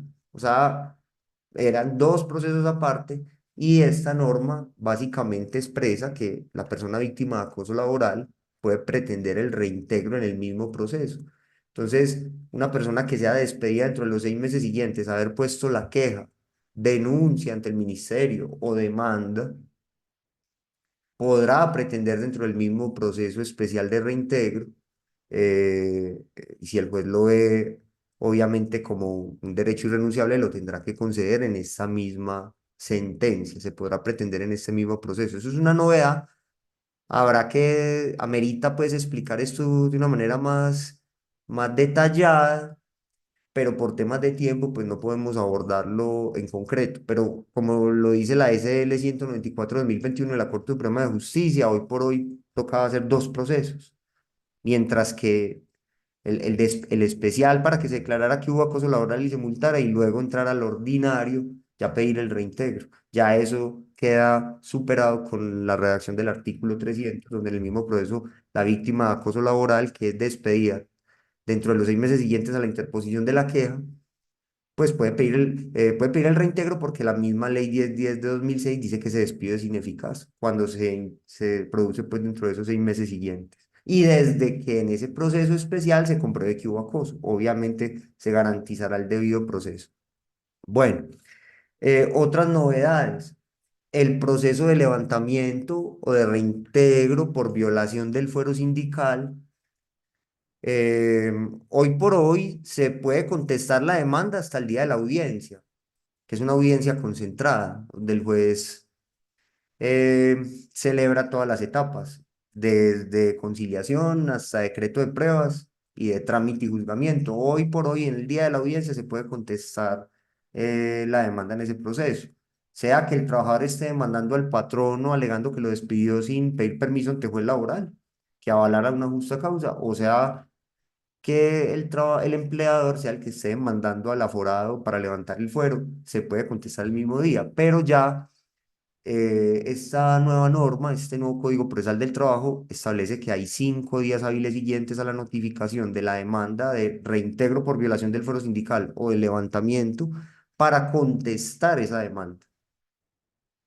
Y otra novedad de este proceso es que amplía la prescripción del derecho a pedir el levantamiento del fuero o a pedir el reintegro cuando el trabajador es despedido sin permiso del juez, lo amplía de 2 meses a un año, ¿cierto? Para ambas partes. Esa prescripción, esa ampliación de esa prescripción es bastante importante para ambas partes, lo que no quiere decir obviamente que un empleador se pueda demorar un año para sancionar internamente y disciplinarmente a un trabajador, porque sabemos que si no hay inmediatez, se puede considerar que la decisión disciplinaria interna, antes de acudir al juez laboral, pues carece de inmediatez y se entiende que el empleador condona, absuelve o perdona al empleado de conformidad con la protuberante jurisprudencia que hay hoy de la Sala Laboral de la Corte Suprema de Justicia en los despidos. Pero sí este año pues permite, por ejemplo, en el caso de un trabajador que por ejemplo, pertenece a la junta directiva del sindicato y lo despiden disciplinariamente de manera interna sin acudir ante un juez laboral, pues tendrá hasta un año para presentar su demanda de reintegro por violación de ese fuero sindical. Yo diría que porque se amplió a un año, eh, cuando de todas maneras el empleador tiene que obrar con inmediatez en la causal de despido. Yo pienso que es para el tema de las entidades públicas. Sabemos que el artículo 406 del Código Sustantivo del Trabajo consagra que los servidores públicos tienen derecho al fuero sindical, salvo los cargos que ejercen jurisdicción autoridad civil, política o cargos de dirección o confianza que no tienen fuero sindical en el sector público. Pero de resto, en general, los servidores públicos tienen fuero. Entonces, ¿qué pasa? Esos 2 meses de prescripción que actualmente están en el artículo 110 de la Seguridad Social, la actual tesis de la jurisprudencia es que el extraordinario interno para destituir un servidor público, pongamos un ejemplo, un agente de tránsito que es de la junta directiva del sindicato de empleados públicos del municipio de, no sé, de Medellín, ¿cierto? Entonces tiene fuero sindical por ser de la junta directiva. Comete una falta disciplinaria. La entidad le hace el proceso disciplinario interno, la misma entidad, el municipio de Medellín, y lo destituye, ¿cierto? Los 2 meses, dice la actual jurisprudencia, que cuentan de prescripción para presentar la demanda ante juez laboral, cuentan desde que quedan destitución, o sea, cuando se resuelven los recursos de la vía gubernativa. A partir de ahí la entidad tiene 2 meses. Pero muchas entidades públicas, una vez en firme ese acto administrativo, por el volumen y demanda de trabajo, no alcanzaban a presentar la demanda ante juez laboral. Entonces, la presentaban después de los 2 meses, el servidor público que destituyeron, excepcionaba prescripción y así ese acto administrativo de destitución no podía producir efectos. Entonces, al ampliarlo a un año, le va a permitir mucho a las entidades públicas que tienen que levantar fuero sindical poder, después de abordar el proceso disciplinario del servidor público, poder acudir cuando esté en firme la resolución de destitución ante ese juez. Recordemos que lo que sostiene hoy la jurisprudencia es que si el servidor público es destituido por la Procuraduría o por un juez penal, no necesitamos levantar fuero sindical porque la decisión proviene de un órgano externo, pero si la decisión es de control disciplinario interno de la entidad pública, sí se necesita levantar ese fuero. Yo pienso que lo que motivó ese término de un año fue beneficiar al trabajador del sector privado y beneficiar a las entidades públicas que tienen que levantar fuero, porque a mi juicio, de todas maneras, en el sector privado, el empleador es problemático hablar de que tiene un año para acudir a una demanda de levantamiento de fuero por el tema de la inmediatez en la causal de despido. Un empleador tendría que vertiginosamente, del sector privado, vertiginosamente cuando se viole su reglamento interno de trabajo, la ley, llamar a descargos a su trabajador aforado, escucharlo, proferir la decisión disciplinaria, diciendo se despide por justa causa, por tal y tal motivo, pero se suspenden los efectos de esta decisión hasta que el juez laboral autorice. Todo eso lo tiene que hacer en un apretado término por la del despido con justa causa. Bueno, ahí está ese tema pues del año y entendiendo cuál es su finalidad. Espero haberme dado a entender. Obviamente todos estos temas ameritan un análisis más profundo, pero es como la percepción que tengo frente a esa ampliación de la prescripción. Listo. Y un aspecto que se me olvidaba, que yo creo que fue muy relevante, pues, y no lo mencioné, es que cuando se pretenda el reintegro de los fueros constitucionales, legales y jurisprudenciales, se estableció una prescripción especial de 2 años. Por ejemplo, un prejubilado que lo despiden teniendo ese fuero, tendría 2 años después de su despido para presentar la demanda pretendiendo el reintegro de ese fuero constitucional, legal o jurisprudencial. Lo mismo el fuero de salud, lo mismo el fuero de paternidad, de maternidad, todos los fueros, pues, que no son el sindical. El sindical, un año de prescripción. Los demás fueros, 2 años, incluyendo el circunstancial. Es importante, pues, esa novedad. Porque actualmente, ¿cuál es la prescripción del fuero de salud? Por tutela usted tiene que acudir de manera inmediata. Si usted no acude vertiginosamente después de la terminación del contrato de un trabajador enfermo, le declaran improcedente la tutela por falta de inmediatez. Pero usted puede acudir a la vía ordinaria hoy por hoy con la actual regulación, 3 años, dentro de los 3 años siguientes al despido del trabajador enfermo. Se aplica la prescripción general. Pero esta nueva norma me trae una prescripción de 2 años para esas demandas donde se pretenda el reintegro del trabajador, incluyendo el fuero circunstancial, salvo el sindical, que es de un año. Listo. Dicho esto, también puedes continuar. ya pues esa parte queda clara, lo del fuero sindical, el tema de liquidación, disolución de sindicatos y cancelación de la personería jurídica, que ese es un proceso especial hoy. Por ejemplo, que el sindicato perdió los 25 miembros mínimo que necesita para subsistir. Entonces el empleador tiene que hoy formular una demanda que se tramitaba por procedimiento ordinario, ya no, ya a partir de esta ley es un procedimiento especial. Se da 5 días para contestar la demanda, siguientes a la notificación personal. El proceso es de doble instancia, juez del circuito en primera, tribunal en segunda. Bueno, hay un nuevo proceso especial de protección de derechos sindicales. Este proceso se puede instaurar cuando haya actos de discriminación sindical. Entonces, es un proceso especial. Por ejemplo, que a un trabajador no le pagan los mismos salarios, está afiliado al sindicato.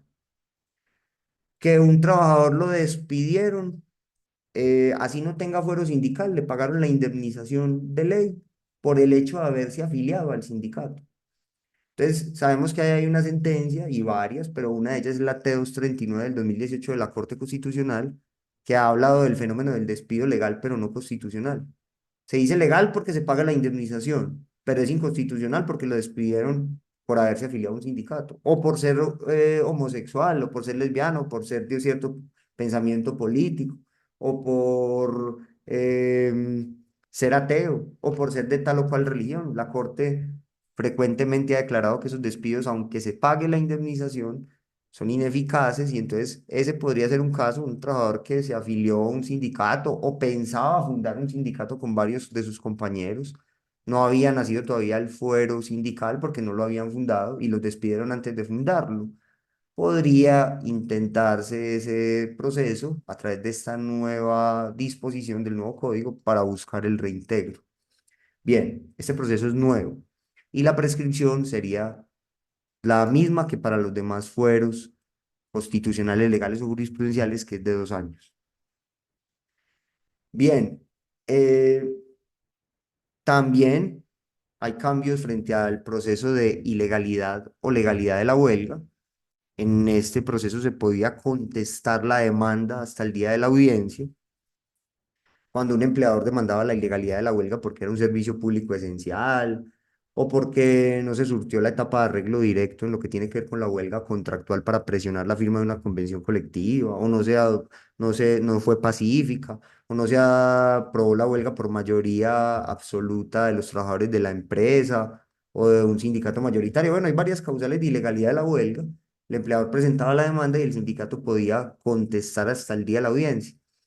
Se mantiene esa posibilidad para el demandado de contestar en este proceso declaratorio de ilegalidad de la huelga hasta el día de la audiencia, se mantiene. Pero hay una novedad y es que hay 3 meses para demandar la ilegalidad de la huelga desde que ocurrieron los hechos. Entonces, son unos trabajadores de un sindicato de una empresa de transporte y salen a huelga. Allá en la terminal de transporte salen a huelga, paran la ruta, no laboran pues porque están exigiendo unos derechos. Entonces se hace una huelga, ese es un servicio público esencial de transporte. El empleador tendría 3 meses para presentar la demanda desde que ocurrieron los hechos, si no, el demandado le puede excepcionar prescripción. Ustedes saben muy bien que según el artículo 25.13 del Código Civil, la prescripción la debe alegar quien pretenda beneficiarse de ella, el juez no la puede declarar de oficio. O sea que contestar la demanda es muy importante en lo que tiene que ver con la excepción de prescripción. Bueno, continuemos, por ejemplo, en esta nueva ley, la cláusula compromisoria solo tiene validez cuando conste en un acuerdo colectivo, o sea, pues que el conflicto que haya entre un empleador y un sindicato se resuelva por un tribunal de arbitramiento, ¿cierto? Solo tiene validez cuando conste en una convención colectiva. Hoy también es así, la cláusula compromisoria solo tiene validez cuando conste en una convención colectiva o si se trata de un conflicto individual, el compromiso solo tiene validez cuando se pacte con posterioridad al surgimiento de la controversia. Eso se mantiene. Es decir, me explico. Por ejemplo, un empleador y un trabajador hoy tienen una controversia de si existió un contrato laboral realidad.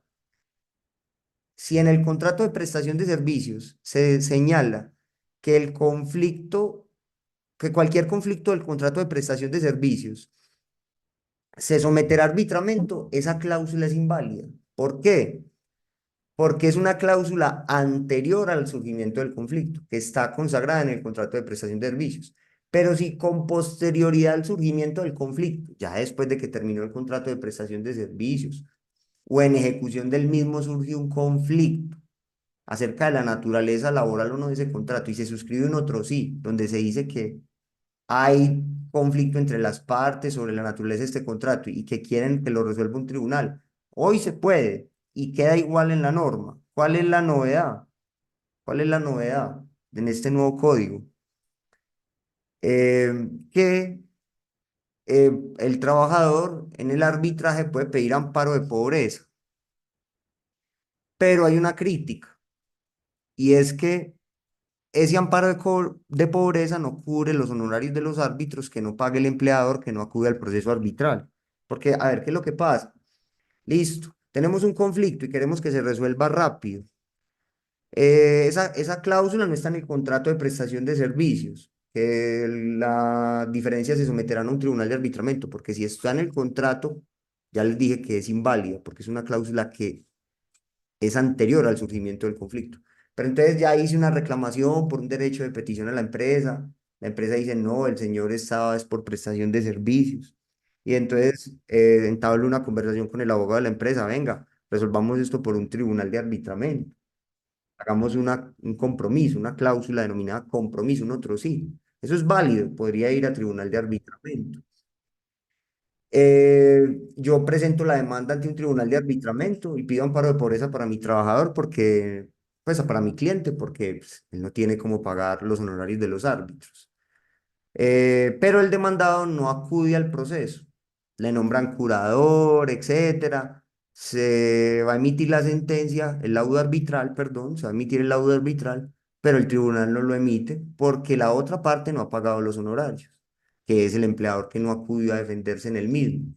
Entonces ahí los tribunales de arbitramiento lo que suelen hacer es declarar terminado el proceso arbitral y dejar a libertad a las partes de acudir a la justicia ordinaria, porque el amparo de pobreza solo tiene efectos frente a una de las partes del conflicto que se está tratando de someter a arbitramiento voluntario, no frente a la otra, que ni siquiera fue a contestar la demanda ni nada. Entonces, ese tema del arbitramiento voluntario, digamos que seguirá para mí siendo un capítulo postergado y realmente también es difícil que un trabajador celebre un compromiso cuando surge el conflicto. Cuando surge el conflicto, normalmente el trabajador ya busca un abogado y lo que hace el abogado es acudir a la justicia ordinaria. Espero haberme dado a entender este tema, pues obviamente amerita un mayor un análisis, pero básicamente ese es el punto, y es que el amparo de pobreza en el arbitraje solo cubre a la parte que lo solicite. Si la otra parte no va, no contesta, el tribunal no expide el laudo arbitral si no están garantizados sus honorarios. Entonces declara terminado el proceso arbitral y deja a las partes en libertad de acudir a la jurisdicción ordinaria. Se perdió ahí tiempo. Continúo. Vamos a hablar de los recursos, ¿no? Que es que tengo muy poco tiempo ya, pero lo mismo, pasó lo mismo del doctor Daniel. Pero hablemos brevemente de los cambios en los recursos. Voy a ser muy rápido. Apelación contra sentencias. Muy importante el cambio. Hoy se debe interponer y sustentar en la audiencia. Eso trae muchos problemas para muchos abogados que, que no son capaces de sustentar en una audiencia oralmente el recurso. Y si no lo sustentan ahí oralmente en la audiencia, se paniquean, por decirlo así, y el juez declara desierto el recurso. También en la actual norma, lo no apelado no puede ser objeto de revisión por el tribunal. Entonces muchas veces la persona está ahí en caliente y se le olvida apelar todos los puntos de la sentencia. Y lo que no apeló ya el tribunal no se lo puede revisar hoy en la norma actual. En el nuevo código todo eso se soluciona. ¿Por qué? Porque la apelación contra las sentencias, usted la presenta en audiencia, simplemente, señor juez, interpongo el recurso de apelación y lo puede sustentar por escrito dentro de los 5 días hábiles siguientes, en escrito dirigido al juez de primer grado, ¿cierto? El juez que profirió la decisión. Entonces ya usted tiene más tiempo de escuchar el fallo, de sentarse, de redactar, de controvertir con más calma, que eso era una garantía del proceso civil y que no sé por qué no la teníamos en laboral, porque ciertamente hasta los más expertos en medio de una situación de esas les puede pasar que no adviertan uno de los puntos que les tocaba apelar de la sentencia y se les pasa y hasta ahí llegó. Por otro lado, se reforma o se reformula el principio de consonancia. Recuerda que el tribunal solo resuelve lo que usted estrictamente apele hoy, pero el artículo 228 de este nuevo código dice que así usted no apele un punto de una sentencia, pero que eso verse sobre derechos mínimos irrenunciables del trabajador pensionado o afiliado, beneficiario o usuario del sistema de la seguridad social, el tribunal. Si usted interpuso la apelación, pero había un punto relacionado con derechos mínimos irrenunciables, y usted no lo apeló, el tribunal puede abordar de oficio en la resolución del recurso de apelación eso. Entonces ese es un avance porque, como les decía yo al inicio de esta charla, lo que se busca es la materialización de la tutela jurisdiccional efectiva y la garantía o primacía del derecho sustancial, más allá de las fórmulas sacramentales con las que estrictamente el letrado haya cuestionado el fallo de primer grado. Entonces vamos más allá de esas fórmulas sacramentales tratando de garantizar los derechos sociales. Repito, todo esto lo pueden encontrar en los artículos 230 y 228 de la nueva norma. Listo. Frente al recurso de reposición, decir que este se podía hoy por hoy, se puede interponer contra autos dictados por fuera de audiencia dentro de los 2 días hábiles siguientes a su notificación por estados. En cambio, hoy por hoy se va a poder, ya con esta nueva norma, va a haber 3 días hábiles siguientes a la notificación por estados del auto para interponer ya no de sentencias, sino de autos, que se dicten por fuera de audiencia. Antes son 2 días, ya hoy serán 3 días, a partir del 2 de abril del próximo año, pues serán 3 días para interponer recurso de reposición cuando el auto se dicte por fuera de audiencia, 3 días hábiles después de la notificación por estados. Obviamente se va a poder proponer como subsidiario del de apelación, para el que también hay 3 días hábiles, pero los términos son comunes. O sea, usted tendrá dentro de los 3 días hábiles siguientes a la notificación del auto que se dicte por fuera de audiencia, por ejemplo, mediante auto, eh, que se dictó por fuera de audiencia, negaron la aprobación de una transacción en un juzgado, ¿cierto? No se acepta la transacción porque versa sobre derechos ciertos indiscutibles. Se notifica eso por estados, hay 3 días para impugnar ese auto y el recurso podría ser reposición y el subsidio de apelación. Los 3 días hábiles para interponerlo son comunes. Bueno, por otro lado, el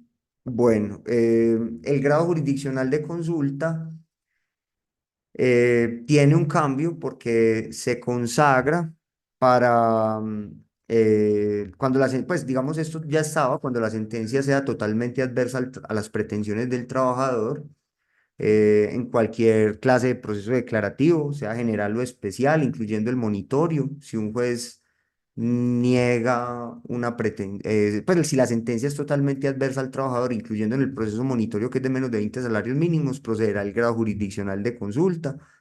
El grado jurisdiccional de consulta procederá siempre que no se haya interpuesto el recurso de apelación. También procederá cuando la sentencia sea adversa a la nación, al departamento, al municipio, a una entidad descentralizada en que la nación sea garante. Esto, digamos, este de la nación, el departamento, el municipio hoy por hoy sigue.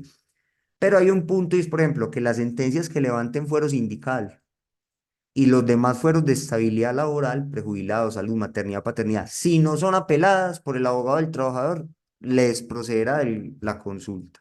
Eso es muy importante. Lo mismo las sentencias que declaren la ilegalidad de una huelga. Bueno, ya voy a terminar, me faltan apenas 2 diapositivas. Cambia la cuantía del recurso de casación, pasa de 120 a 150 salarios mínimos el interés jurídico para recurrir, artículo 239 de la nueva norma. En materia de casación, esta ley trae una novedad y es la casación oficiosa de la demanda de casación por identificar vulneración de derechos fundamentales, artículos 41, inciso final. ¿Esto qué significa? Que usted hace una demanda de casación y la formula mal, pero en ese caso la Corte identifica que esa sentencia violó un derecho fundamental, el derecho fundamental autónomo a la seguridad social, no reconoce una pensión de vejez que es irrenunciable, de sobrevivientes, de invalidez.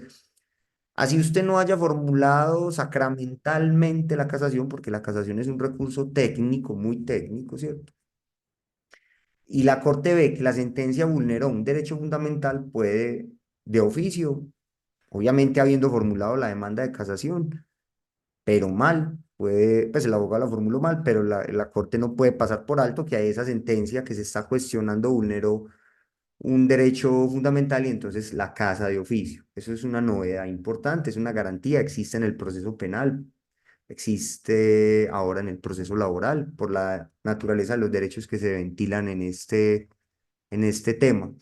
El término para interponer el recurso se reduce de 15 días hábiles a 5 siguientes a la notificación de la sentencia de segunda instancia por estados. Sale la sentencia del tribunal, hoy teníamos 15 días hábiles para presentar el recurso de casación ante el tribunal.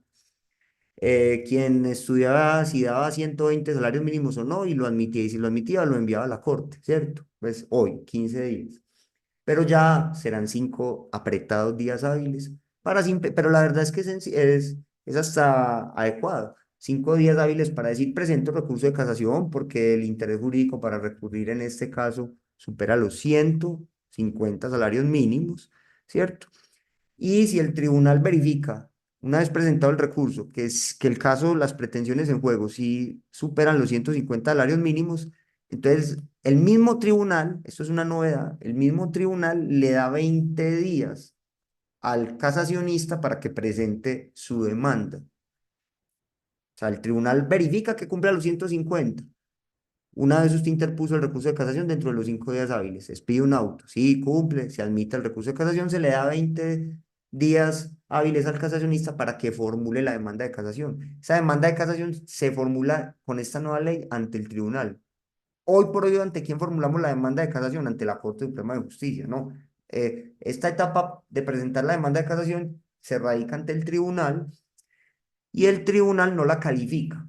Simplemente se presenta la demanda de casación y la manda a la Corte. La Corte es la que va a calificar la demanda de casación. Si, si, si cumple los requisitos o no cumple los requisitos de esa demanda de casación para estudiarla, ¿cierto? Eh, y si la Corte Suprema considera que una vez le llega la demanda de casación desde el tribunal, que la demanda de casación cumple los requisitos, la admite y le da al opositor 15 días hábiles para que formule la réplica. Ahí hay unos cambios importantes porque hoy por hoy, ¿cómo funciona el tema? Yo presento el recurso de casación ante el tribunal dentro de los 15 días hábiles siguientes a la notificación de la sentencia. El tribunal estudia si hay interés jurídico o no para recurrir y si lo hay, me concede el recurso de casación. Lo manda a la corte también lo admite o lo inadmite y si lo admite me da hoy 20 días para presentar la demanda de casación, pero la presento ante la Corte Suprema de Justicia. Si la Corte estudiado los requisitos ve que cumple, entonces le da 15 días hábiles al demandado para que formule la réplica. ¿Cuál es la novedad? Que ya la demanda de casación no se va a presentar ante la Corte Suprema de Justicia, sino ante el tribunal. El tribunal la manda a la Corte y la Corte la califica. Bueno, y que el recurso de casación se reduce de 15 días hábiles había para interponer hoy a 5, pero obviamente a partir del 2 de abril del próximo año. Bueno, creo que me hice entender. Y ojo, ojo, hay otro punto frente a la casación y es que todas las sentencias que lleguen al tribunal serán enviadas a la corte, todas sin excepción, y la corte, aunque nadie haya formulado recurso de casación, podrá seleccionar el caso que le interese, así sea, ojo, así la cuantía sea de menos de 150 salarios mínimos, selecciona el expediente y expide una sentencia de casación con el ánimo de unificar la jurisprudencia. Esto es importante porque hoy por hoy hay muchos asuntos que no alcanzan a ser de más de 120 salarios mínimos y nunca hay jurisprudencia sobre ellos, porque no hay sentencias de casación. Entonces, hoy, esta nueva casación oficiosa prácticamente se parece como a la selección de tutelas que hace la Corte Constitucional, ¿cierto? Que todos los fallos de tutela se mandan a la Corte Constitucional para que la Corte a su elección seleccione. Entonces, eso va a ser importante y así el asunto sea de menos de 150 salarios mínimos para contribuir a que también haya jurisprudencia sobre asuntos de menos de 150 salarios mínimos que pueden ser relevantes. Bueno, y ya para terminar, el recurso de anulación contra laudos arbitrales eh, que resuelvan conflictos económicos, que son los laudos arbitrales de los sindicatos, pues que se dan en razón a que los sindicatos presentan pliegos de peticiones. Voy a referirme al de los económicos y no al de los jurídicos, que el de los económicos es el más común. Un sindicato presenta pliego de peticiones al empleador, se celebra etapa de arreglo directo, no llegan a un acuerdo, no celebran convención colectiva, entonces se van a tribunal de arbitramiento. El Tribunal de Arbitramiento falla en derecho las peticiones del pliego que son legales y en equidad las que son extralegales. Ese laudo arbitral había 3 días para interponer recurso de anulación hoy y se amplía a 10. Las causales de la anulación siguen siendo las mismas, que el laudo afecte derechos o facultades reconocidos por la Constitución, la ley o la convención colectiva vigente a las partes, que el laudo sea manifiestamente o abiertamente inequitativo, o que el laudo, que el tribunal haya extralimitado sus competencias y haya resuelto puntos que no fueron objeto del conflicto colectivo del trabajo. Entonces, ese ampliar el término para proponer el recurso de anulación frente a laudos arbitrales que resuelven conflictos económicos de 3 a 10 días me parece importante, porque da una mejor posibilidad de controvertir esos laudos arbitrales a las partes en conflicto. Listo, es básicamente eso. Mi perspectiva, pues, o mi exposición frente a estos cambios. Doctor Daniel, ahí me disculpa los 10 minutos que me pasé de más y me disculpan cualquier inquietud adelante, pues quedo atento. Listo. Excelentes y muy valiosos, doctor Felipe. Yo creo que muy interesante su exposición. Si le parece bien, eh, concluimos de pronto el planteamiento para cerrar de cada uno de nosotros. Y luego resolvemos, creo que tuvimos dos preguntitas en el chat. Tenemos una interesante asistencia en promedio, osciló entre 70 y 90 personas conectadas en línea, aunque es una clase pues dirigida a los estudiantes. También estuvo abierta, digamos que a grupos de estudio en particular. Doctor Felipe, ¿quiere usted iniciar con las conclusiones o quiere que me tome la palabra y luego le doy la No, palabra? empiece usted, doctor, adelante, que yo ya abusé un rato de la palabra. No, yo creo. Bien, a modo de conclusión, si uno ve este nuevo Código Procesal del Trabajo, creo que hay un llamado muy importante para quienes son habitualmente demandados a razonablemente reconocer los derechos, no negarlos de manera infundada, ¿cierto? A documentar muy bien el ejercicio de las relaciones laborales, del tema de la seguridad social, porque pueden ser llamados al proceso y esa carga de probar se le trasladará. Entonces, si el derecho, digamos que está acreditado, no hay ninguna razón para desconocerlo. Es un llamado a cumplir la ley, a negociar si es del caso, si es algo discutible. Hay un amplio escenario de conciliación extraprocesal y dentro del proceso para resolver esos asuntos. Porque si no se hace, pues realmente hay unas medidas cautelares importantes, hay unas medidas cautelares que se pueden materializar luego de la sentencia de primera instancia y ya no puede aducirse la duración del proceso porque la Corte, que fue la ponente de este proyecto de ley que se convirtió en el nuevo código, buscó que los términos se redujeran, que pudiera tratarse de un proceso muy célere, muy eficiente, e incluso ya ir a casación, como lo cerraba el doctor Felipe, eh, ya no va a ser, digamos, que un instrumento de dilación porque el efecto de la casación va a ser devolutivo. Entonces la sentencia en segunda instancia se va a cumplir, así se lleva a casación. Creo que es un llamado a cumplir la ley, lo hablaba yo previo a esta charla con el doctor Felipe, a los abogados y abogadas que en un futuro y hoy asesoran empresas, a que estructuren bien el cumplimiento de sus obligaciones laborales para evitar, digamos, que el proceso judicial como última ratio resolver. Y por último, me deja una inquietud. Yo no sé si usted observa lo mismo, doctor Felipe. Yo veo una sobrecarga en los jueces laborales del circuito. Va a ser muy complejo para ellos porque van a ser segunda instancia de los jueces municipales que ya no están. Va a haber una práctica abierta de pruebas extraprocesales, de conciliación, y creo que el nudo va a estar ahí.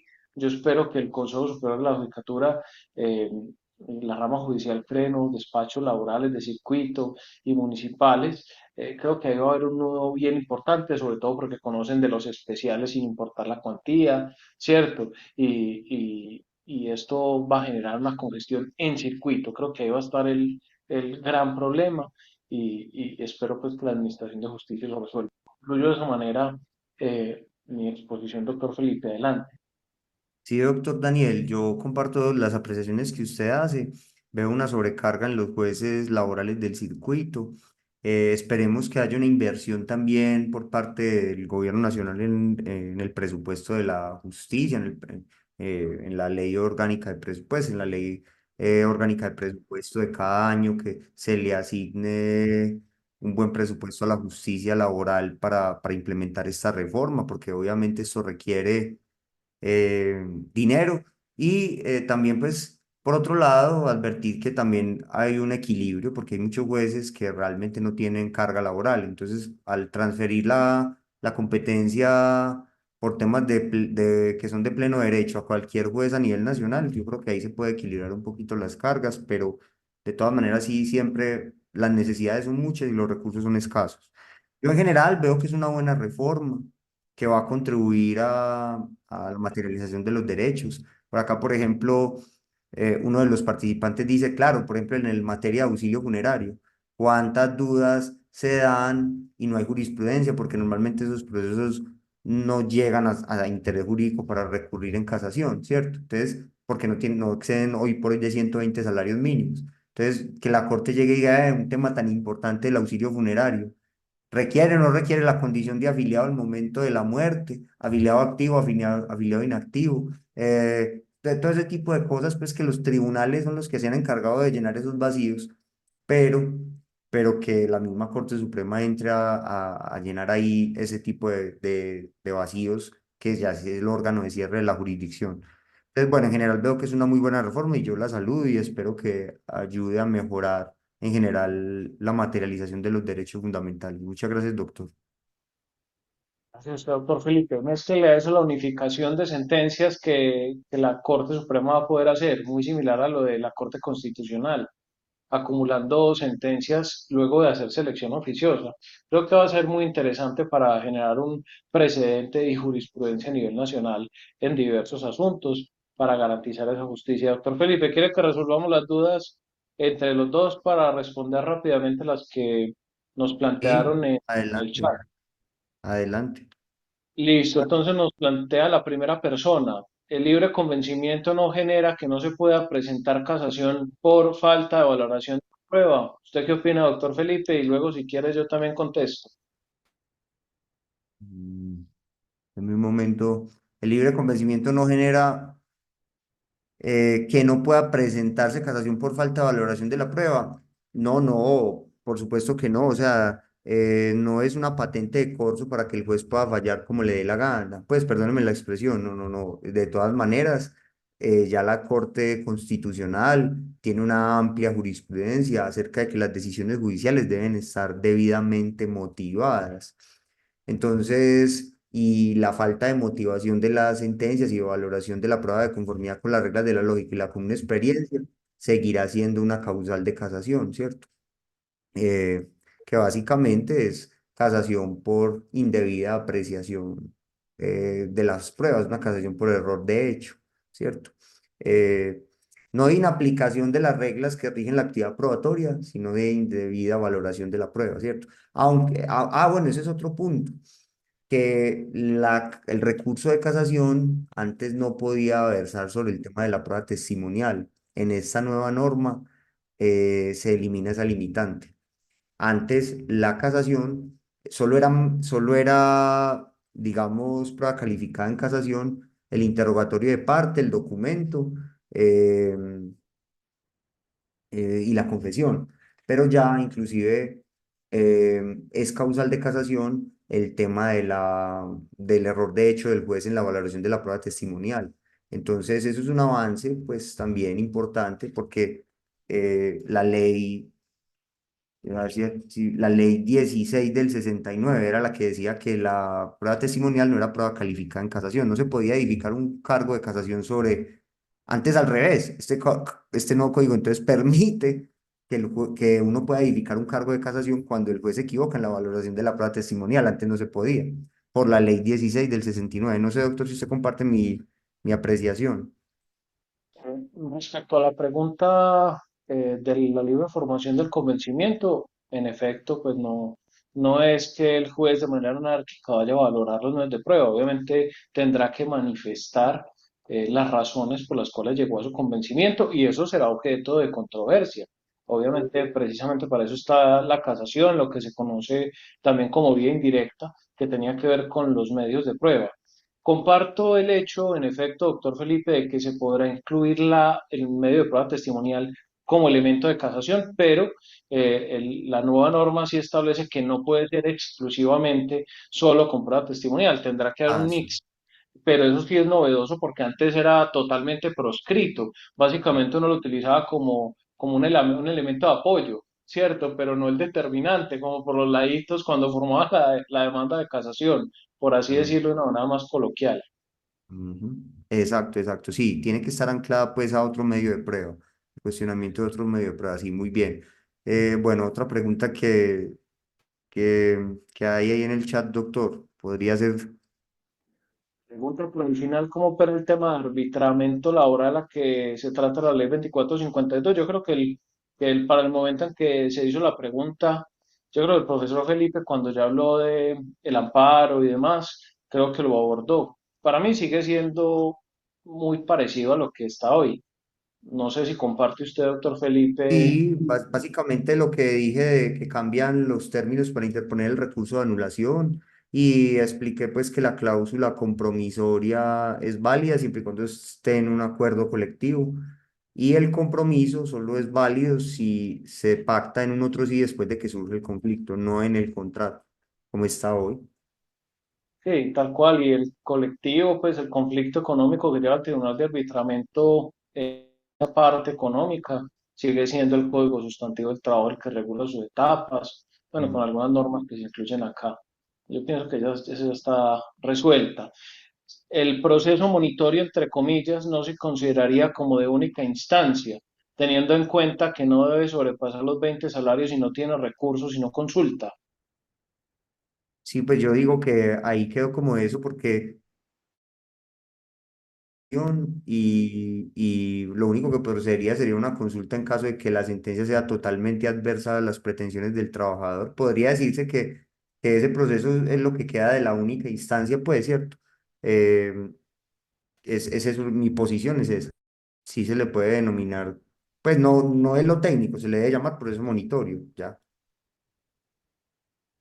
Yo estoy de acuerdo con esa posición. Obviamente tiene que haber unas particularidades pues para ese proceso monitorio, eh, una obligación determinada y exigible. Yo me imagino este proceso con una deuda de salarios, por ejemplo. Ujú.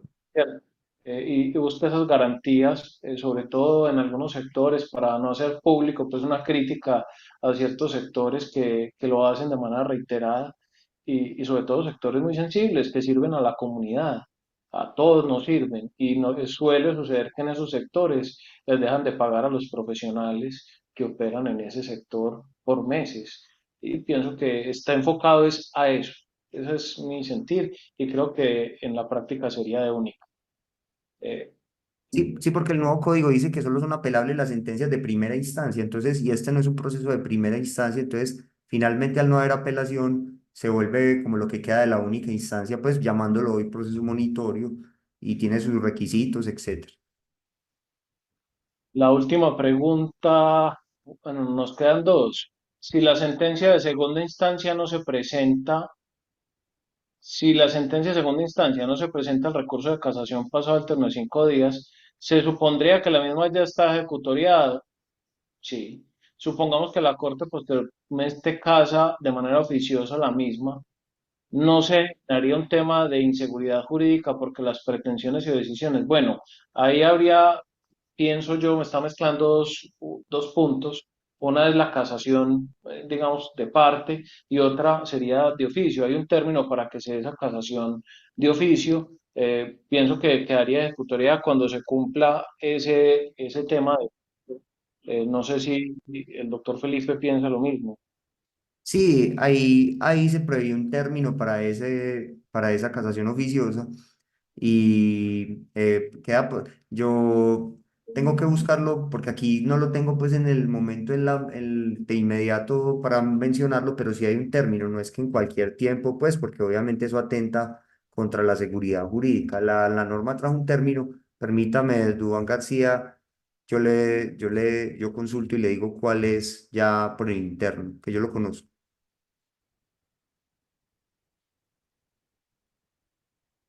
Yo pensaría igual eso. O sea, quedaría en firme y ya estaría sometida mientras se hace trámite, que regresa a primera, se haría si es seleccionada por la Corte para eso.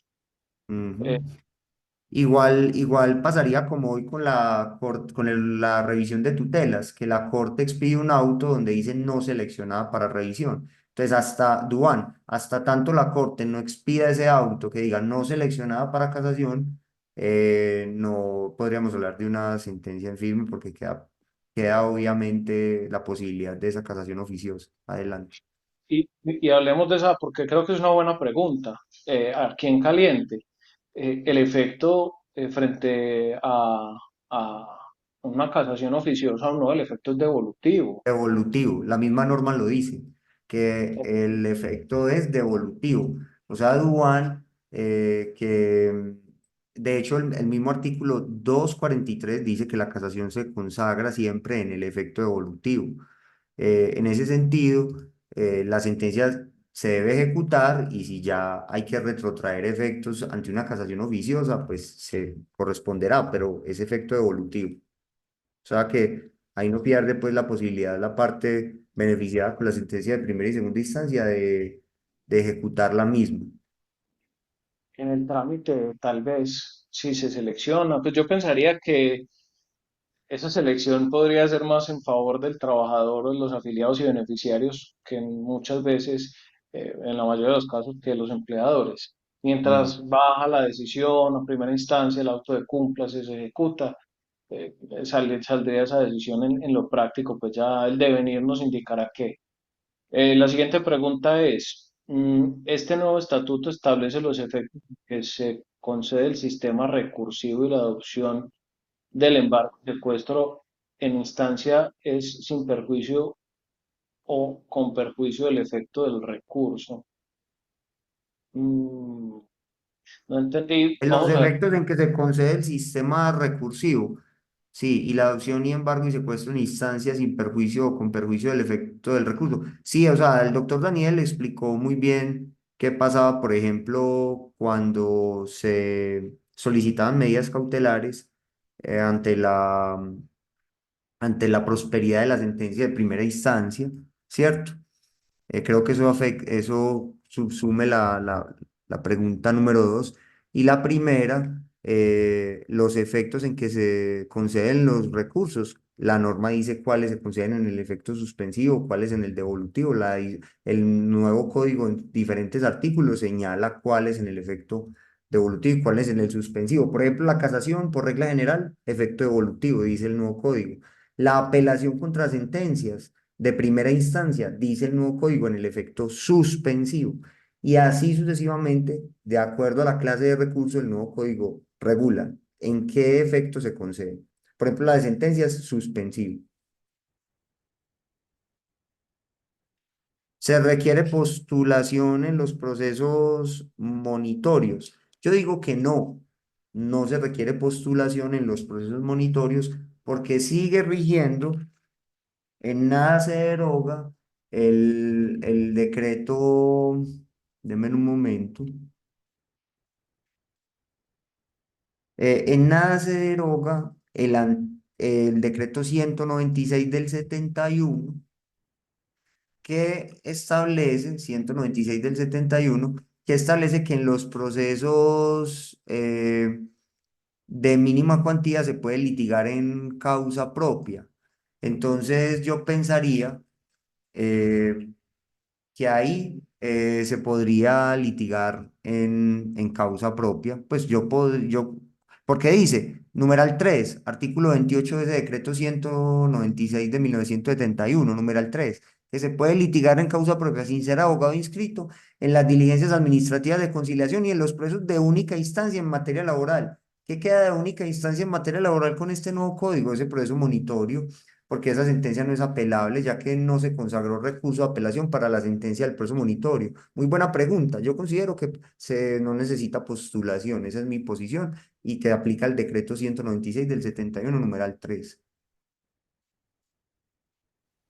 Yo coincido con esa posición en particular.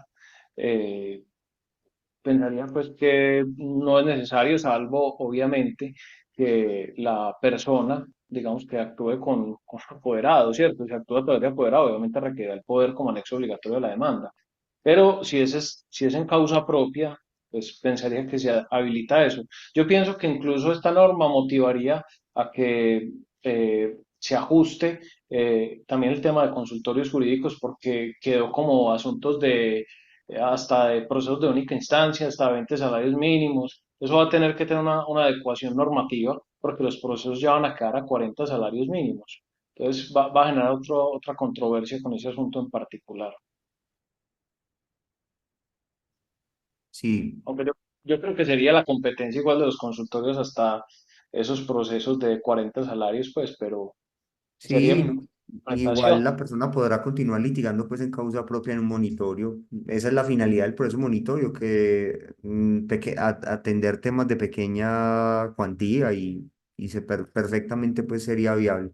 Bueno, yo creo que esas son las conclusiones y las preguntas pues resueltas. De pronto, doctor Daniel, no sé usted qué más quiere añadir. Muchas gracias, la verdad, magistral. Yo pienso que pudimos abordar en su conjunto lo más esencial de la reforma.